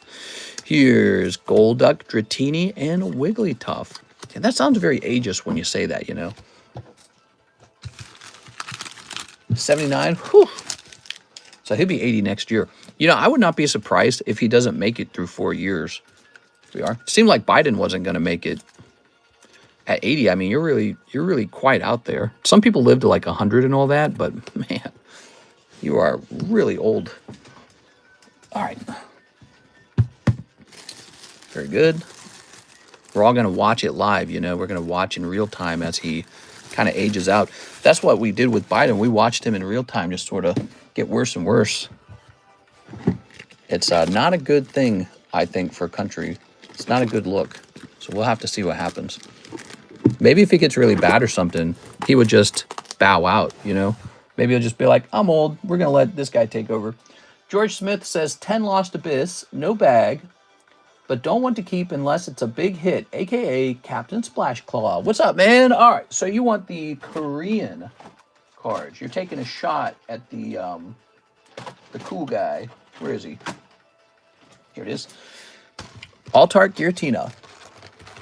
It's a stressful job. Yeah, it probably is. 1, 2, 3, 4, 5, 6, 7, 8, 9, 10. Can't be more stressful than before he ran when he was, you know, they were trying to charge him with everything. That was probably more stressful than this point. Yeah. Now he's on the easy part. There we go.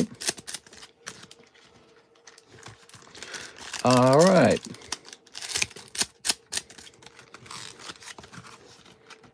Okay. No way in hell would he say he couldn't handle it anymore. No chance. He would fall over on stage. Yeah, you never know, huh? You never know. You might be right. You might be too proud. Here's the Barnacle Boy. And we've got Del Fox. Ooh. Drapion. Look at that Drapion. What time is it, by the way? 6:03. We're still going, guys. Stream's not over. We're still going. We're trying to get 3-hour streams for the daytime now because daytime's been hopping lately. It's been hopping. What pack is this? This is called Lost Abyss, and it gives them a shot for a really high-end hit card. Multiple Altarts in this set, but especially the Altart Giratina is to die for. Now, he says he does not want this unless it's a hit. But, Mr. George, I'd like to have you hold on to those cards so I can track that, you know, we really opened it for you and that you really paid for them and all that stuff, you know. So I would like to keep them in a bag, just even as a record. That record's value. It's like a receipt almost. That receipt's valuable to me. And you don't have a bag, do you? Let me create a bag for you, Mr. George. You should look up the mashed potato story. There we go. All right, here we are. So, we got this. We got a little Drapion. Mashed potato story, huh? There's a mashed potato story going on. What are you guys talking about? George Smith. And we're going to say 9.25. Been almost 2 years since I bought. I recognize your name.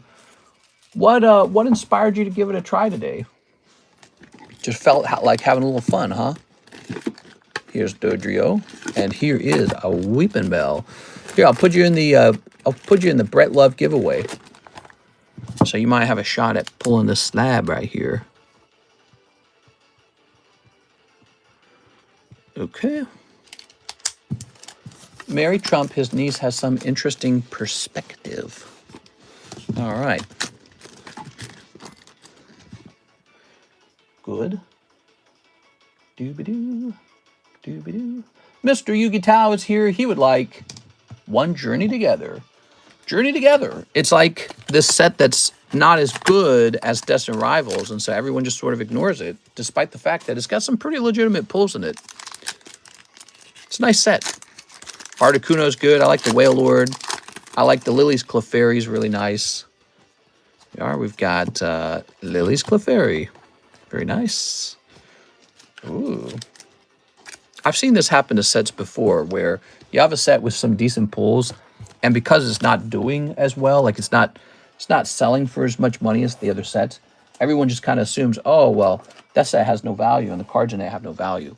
And then years later, those exact cards are selling for billions, and you have to pay so much money to open that set to pull those cards now. So, you know, if you like opening cheaper cards, you like taking a shot at them while they're more affordable, now's kind of the time. Did you need a new bag? Yugi Tao, do you need a new bag? Let's see. Winston. Here's a Yasir. I think this might be you right here. Found you. Okay. It can be hard to find a bag sometimes, so always helps to mention it. Maybe Mister will let me have a Deoxys one day. Man, I like those Deoxyses. There you are. That's why I have so many. He's like a favorite Pokemon of mine. Today, you know, we were supposed to price up some rare cards. Is what we were supposed to do. Here's Zach. Zach says 5 of the Journey Togethers. Oh, that's so funny. Zach had also bought some of these. Okay. My buddy show was showing his off today, and I happened to notice he had some Korean packs and said, let's see if I can get one too. 1, 2, 3, 4, oops, 5. Yeah, we always have some Korean cards. I'm a big fan of the Korean cards. I like Korean, Chinese, Japanese. Those are all really good.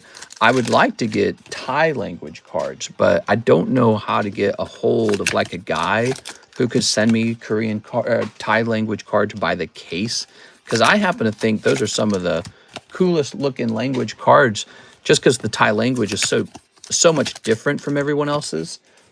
There it is. Like Korean, Japanese, and Chinese all use like characters, right, for their language, and they are distinct from each other. Like I noticed the Chinese language one looks the busiest. It just has a ton of lines in it. The Korean, they have like really square lines with circles, so that's kind of their thing. And then the Japanese looks like the most artistic almost. It's all curvy all the time, like sweeping cursive lines. So they each have a sort of like a style to their kanji, if that's the right word. Whereas Thai language is like fully different from the other ones. They go with this weird like line with like a curve, like a dip every single time. So they got a really unique looking language, and I think that's super awesome. But I don't know how to get a hold of large amounts of Thai language cards, which is what I would like to be able to do. No Spanish cards, mister. That's racist. We have had Spanish cards. The problem is they don't sell. So we've had a variety of Spanish cards, and it's so hard to move them. Here we are. There we go. Including slabs. So when I have Spanish slabs, they just don't sell. Here we are. Right now, the one that sells pretty fast is Japanese, and second fast would be Korean. Actually, Korean does really, really, really, really well. And I think part of that is just because they produce the cheapest cards. Look at this Whalmer, dude.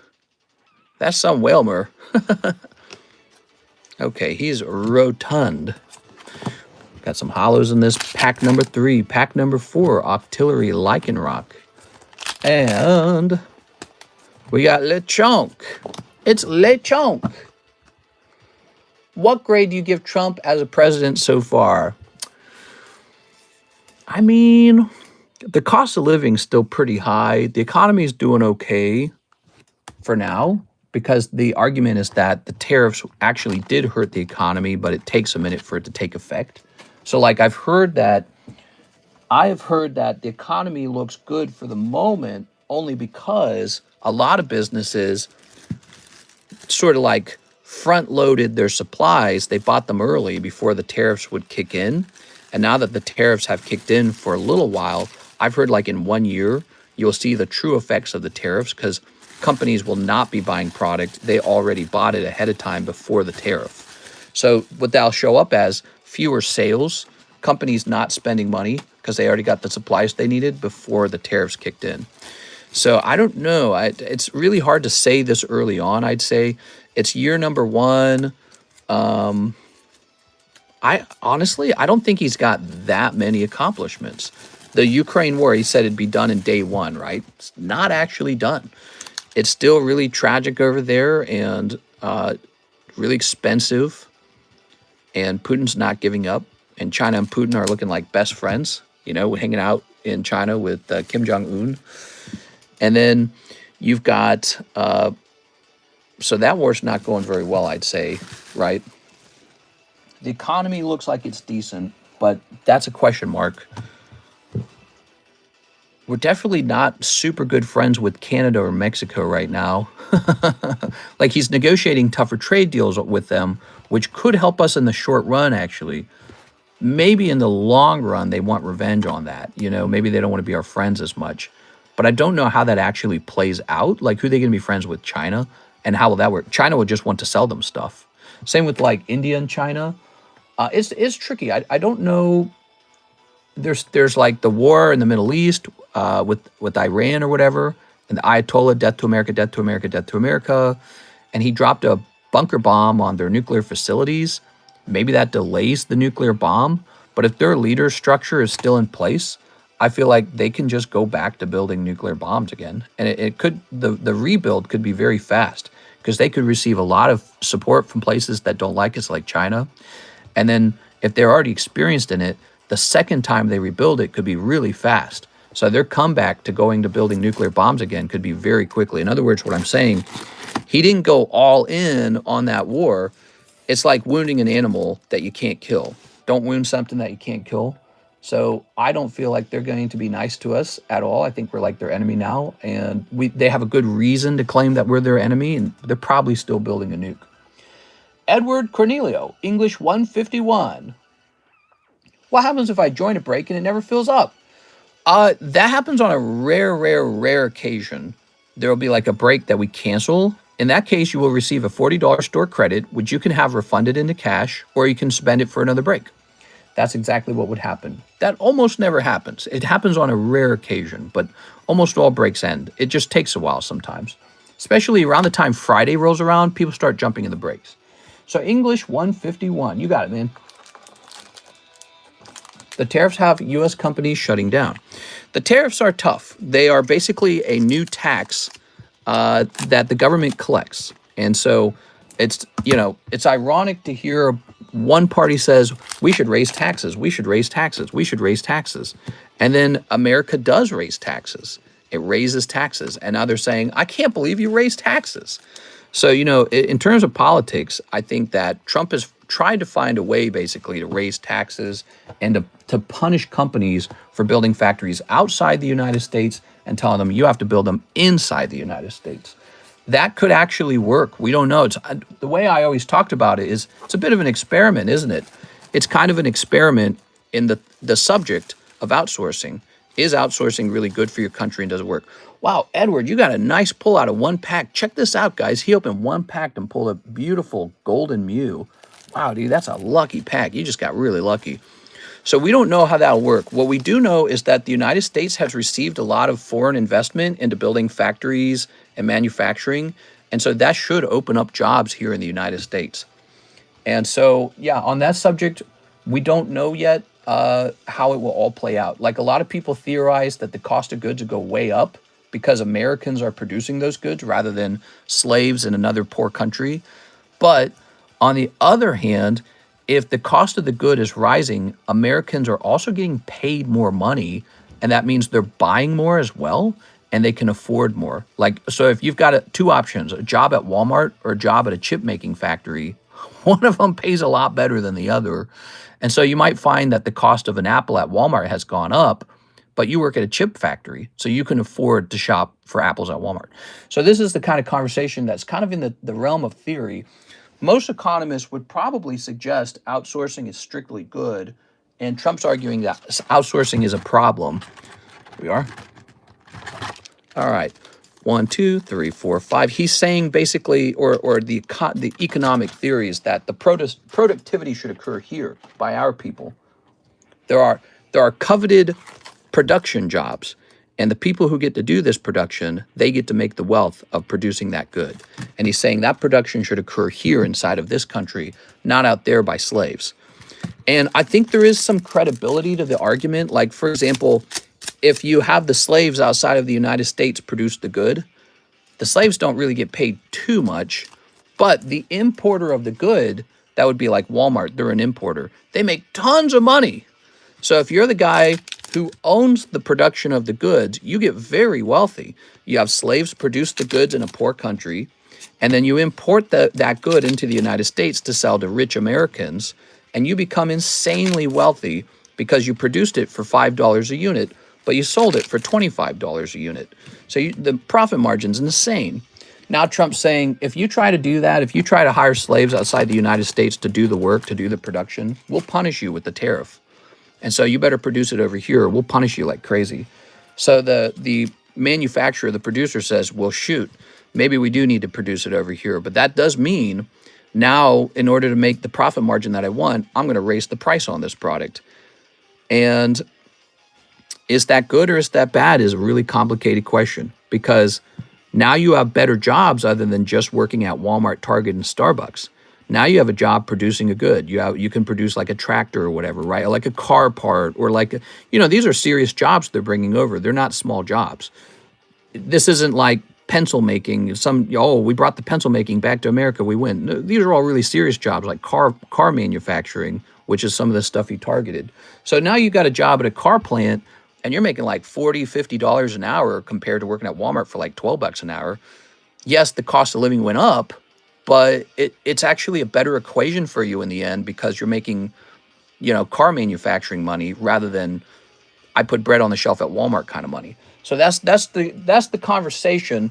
The person who actually might be hurt the most by forcing the manufacturing to come back home, the person who gets hurt the most might actually just be the importer, not the people. The importer might be hurt the most, and that is the rich guy. He's already wealthy, and he can choose to just keep hiring people in another country. He can do that, but now he has to pay a tax to do that. He has to pay, like 13% taxes to bring the item into the United States. Here's Stephen Leon. Mr. I'm back, but starting small. May I please have a Pokemon English Black Bundle? Why, yes, you may. And 1 pack of 151. Ooh. Welcome back, Mr. Stephen. So it's tough. It's a conversation to have. It's hard to figure out. There we go. Over time, we'll see how people feel about it, and we'll see how the country feels, and we'll see how the economy looks. Here we are. In theory, the stock market should go down because rich people aren't making the same profits. And since they're not making the same profits, that makes their stock less desirable to hold. And so other investments might be a better investment. Ooh. So we don't know. We really don't know. It's an experiment for sure. He's tampering with something. And if it turns out bad, people will say, aha, I told you so. And if it turns out good, other people will say, aha, we told you so. So we'll find out.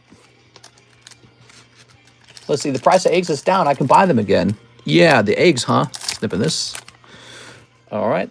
I think that's one of the biggest things that could really impact the quality of Americans' lives, is to just bring down the cost of food, bring down the cost of gas, and bring down the cost of a home. We got to bring down the cost of a home, man. Here we are. All right, Stephen Leon, you ready? I think that means we need to manufacture huge amounts of homes. Like if you look into Dallas, Texas, the reason their homes are so cheap and so beautiful and large is because they made so many of them, which shows you something that we already are aware of with Pokemon cards. When you print a lot of a card, the price of the cards go down. So you want the price of a home to go down. The trick isn't, oh, let's give everybody a bunch of free money. That doesn't fix the real problem, which is a supply problem. There's just not enough homes. Plus, you could probably write a rule that says, sorry, BlackRock, you're not allowed to buy all the homes.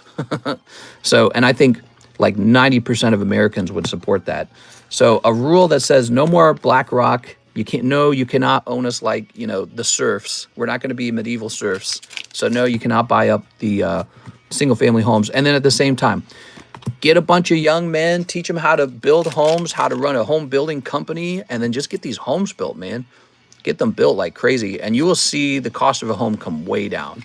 It's actually not even a good investment if we produce too many homes.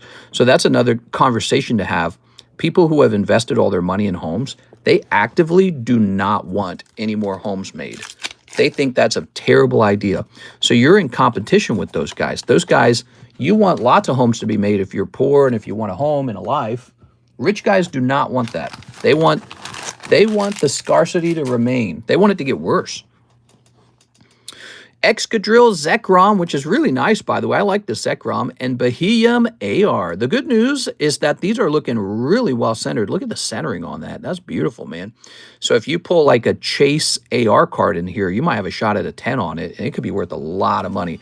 Think of that Seismitoad. Seismitoad, he goes for like 2K, doesn't he?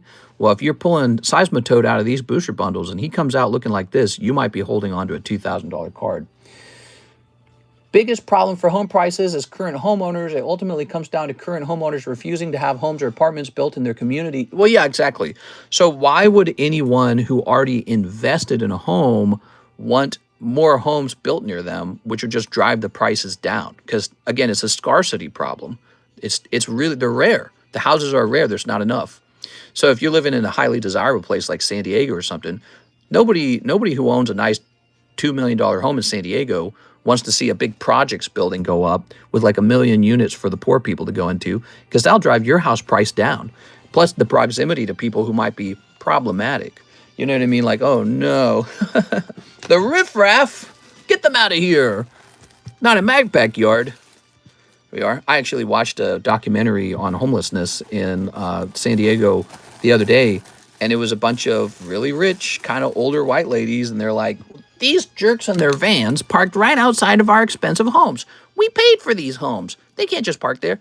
And, it's funny because they're right. They're right. But despite the fact that they're right, just listening to them, you just sound like, oh, you're such a Karen, like you don't want to agree with them because they sound so snooty. And then they go shopping for like in the documentary, the ladies go shopping for these really expensive clothing. And you're like, wow, dude, you're like gross. You're buying like this $3,000 outfit, and then you're complaining, oh, these people over here that are homeless are the big problem. But again, I actually agree with them. Like, that is a problem to solve. You don't want that to be the actual way that the country runs. You want everyone to have a home. And again, my solution to that is many new homes need to be built. And so, that is probably the biggest subject for me in the country is how fast can we develop millions of homes? And, you got all these people going to school for fancy degrees. I'm getting a degree in biology or something, marine biology. And I feel like there's a disconnect from young 18-year-old students and their understanding of what the market actually wants to buy. So once you come out of school with your psychology degree, what is someone going to buy from you with your psychology degree? What are you actually selling? And a lot of the times people don't know. They just have a piece of paper and they assume somebody's about to hire them for like $80,000 a year to help pay back their student loan, but there's nothing to sell. However, if you went to school and learned how to build a home, everyone wants a home. It's the biggest product ever, and there's not enough of it. So I don't understand. There's definitely a disconnect between students' understanding of what's good to sell and what degree they should get. Oh, what do we have here? Ooh, you got a lenticular. This is Jared Line. You ready, Jared? So today, if I was trying to get rich, the number one thing I'd try to do is get into some kind of construction company, learn the basics, and then start my own construction company as soon as possible. Here we are. And then you'll become a multi-millionaire because you're doing what the economy wants you to do. The economy wants you to build homes. It's saying, we reward you if you build homes. We don't reward you if you have a history degree or if you have a degree in English, because what are you going to sell? But homes, those are the thing right now. Homes and AI and medicine. Think about the things people are really buying. They're buying medicine like crazy. Everyone's sick and wants medicine. Medicine, AI, construction. Great, great, great fields.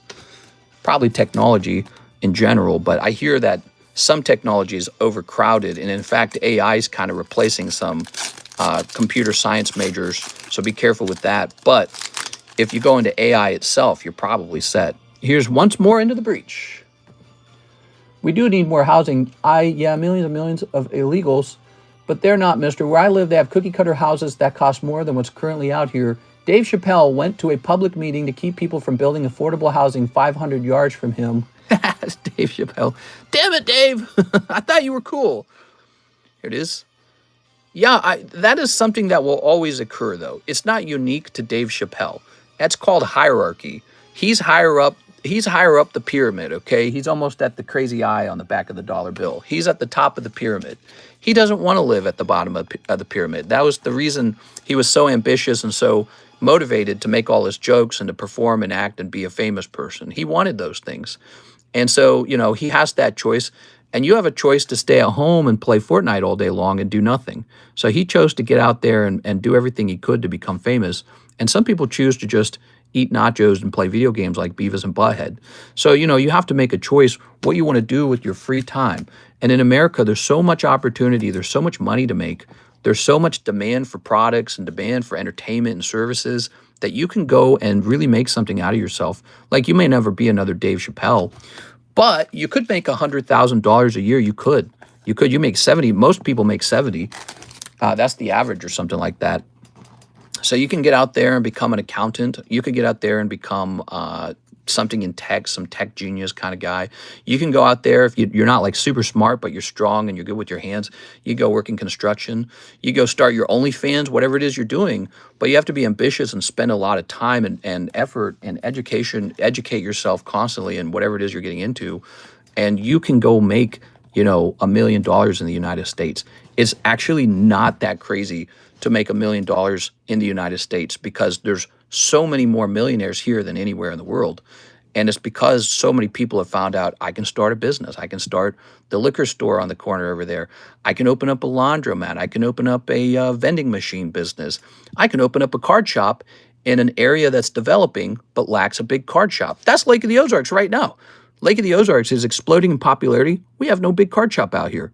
If you go to St. Louis, they got one. If you go to Springfield, you got one. If you go to Kansas City, you got one. Lake of the Ozarks is exploding in popularity. There's no card shop. So where's the guy who's opening up the card shop who wants to be a millionaire? Who knows? Who knows? He's not here. He's playing Fortnite. He's playing Fortnite and he's scared to start a business. He's scared. He doesn't have the courage or he doesn't have the ambition. And so, you know, you can't complain about it.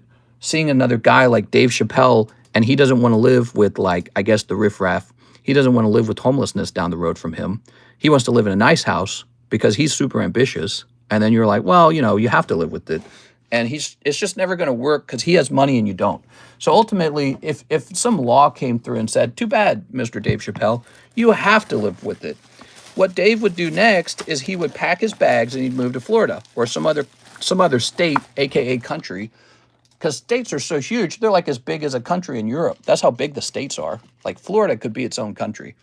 And some state's going to say, you know what, Dave, come over here with all your money, all your investment money, all the money you pump into the local economy. Come over here and we'll cater to your needs because we want guys like you to come here and contribute and make our state famous and pay taxes and buy stuff. So, you know, you can listen to him and get mad, or you can see how the game is being played. You can think about how the world's really working, how the game's played, you know? And so he's playing the game and everyone's playing the game and you're in it and you can't get out of it. You're in the game. There's no escape. So here's Yugi Tao and he says, "Two journey togethers. We need more Haitians," says Russ. "Mister, are you considering going to Dubai?" I've told Karis before that we should own a house outside of the United States as a sort of like I guess I think this way. But, let's say the United States were to ever be like nuclear bombed or like something really bad happens and we have children and all this. And I tell Karis we should have a secondary home, a small one, in a second country in case something really bad ever happens. And this is sort of like just part of security thinking, my brain tends to work that way. And so Dubai would be pretty dang cool. I don't think they'd accept me, but, Dubai, because they really just accept rich people. So Dubai, New Zealand, places like that, they're cool places to consider a second home. Maybe Ireland. I like Ireland a lot. My grandmother was Irish. My grandmother on my mom's side was Irish. So they're having a fun time right now. They're fighting over in Ireland over the subject of too much immigration causing massive demographic change in their country. Ireland's really small, and they've been hurt a lot in the past from places like the UK. So they're very sensitive to that stuff. Did you guys hear what's that guy named? The UFC fighter, is his last name McGregor? That guy's running for president over there. Yeah, he's running for president. I don't think he's going to win, but it's pretty entertaining to watch. And if he did win, I don't know. I'd be like, that's where we're at. Yugi Tao, people want the Shogun. Give us the Shogun. They want the Warrior King. Here we go. So that would be interesting if he won, but I don't think he will. What's his name? I can't remember his name. What's that Irish fighter from the UFC who got really famous? But yeah, I do like Dubai. I like Dubai and UAE. Sad thing is that men are just completely behind in life. Like, we are forced to take all the backbreaking jobs that no women or most men would want to work to really make huge money. Yeah, and don't judge it. Don't let yourself become depressed. Actually, you have to stay high energy. All you need to do is analyze the game properly and emotionlessly make the correct choice. That's it. You find out most of life is just a series of choices you made. Some people made really poor choices. Some people make really good choices. So just get out there and make really smart choices over and over and over again. Ask yourself, what would the smartest man in the world do next if he was me in my shoes, in my position? What would he do next? And research on the internet, talk to AI, listen to people who inspire you, and get out there and go become successful, Conor McGregor. I was close. He was a McGregor. Okay, so I was close. I'm in a situation where I'm 40 with health concerns and need to find a new career direction. I've been offered a spot in an aerospace engineering degree as well as robotics engineering, computer science, but I'm not sure it's a good idea. Yeah, I'm getting older. It's time for me to work on working out, like squats and all that, and get lots of working out and losing weight. So I'm also concerned about my health as I age, and I'm 36 right now. I'm lucky I'm in a good career. I worked really, really hard. By the age of 18, I was working severely hard. And I always had this idea that future me is going to thank me for all the work I did when I was young. So I had virtually a bad childhood and no fun in my 20s at all. But you know what? I finished my computer science degree, and then I became a Pokemon YouTuber over time, and that has paid off huge dividends. And it's been all work the whole way. I'm 36. I never slowed down. I worked my whole life. But I'm in a great position now. And actually, it's not so bad working all the time. I really enjoy what we do here. I like our conversations. I like the cards a lot. I like collecting. I got a cool job. This is a cool job. And so all I really need to do, I think Kirsten and I are going to try our best to have this kid. We're going to try and have a kid, and then we're going to get into a place we want to be. I think Lake of the Ozarks has been very nice, but we're ready for some change. We're ready to swap it up, try some new stuff. And I think we're very close to just living out the rest of life, life begins at 40, sort of, that kind of situation. Yeah, my life's beginning at 40, guys, but probably the good years of my life. May I hear we have to start giving half our pokies to poor illegals? Minister, I hear we have to start giving half our pokies to poor illegal immigrants. I'm against it, but someone has to take care of them. Okay, so you're expressing some feelings like you don't like it, that people came here and got into the country with the intention of getting in without doing the paperwork to become a citizen, and now the country has to pay a lot of money for that. Yeah, I mean, that is one of the biggest subjects in all countries right now. Europe is grappling with the subject. UK might elect a guy, Nigel Farage, just on the subject of immigration. I think most people do not want sort of like a very chaotic, ruralist form of immigration. They want it controlled. They want to pick and choose who comes in. Like, who would you like? This guy who has a very serious record of breaking the law coming in, or this guy over here who completed his education and speaks your local language. So if you had to choose between the two, you're going to choose the guy, on the right. That's just how it works. It's like marriage. Who do you want to marry? Random people all day long? Or do you want to marry somebody you find attractive, you like their career, you like that they like you? So, this is why completely chaotic immigration is a dangerous thing, because it leads toward resentment. It leads toward, racist feelings. But if it's a controlled, nice thing, then it works. But our world is very connected now. We have the internet, we have airplanes, we have the means to travel, we have a lot of money and jobs. We have these global corporations now. We're all going to be pretty mixed over the next 1,000 years. It's not going the other way around. Societies aren't going to be like this pure, like one thing or another. We're going to be countries that, get to know each other pretty well. The real struggle for every country in the future will be, can we produce the best goods in the cheapest possible way and produce a quality of life for people where there's a high trust society, few stabbings on trains? How do we produce those things? Because it's about quality of life now. And yeah, I think that Joe Biden's decision to just sort of have pure open border immigration, I think that did not work for them. I don't think that would work anywhere. Like if there was pure open border immigration into like Japan, for example, and then everyone from every surrounding country just started pouring in, I think even Americans would be like, that's not a good idea. Like, why are you guys doing that?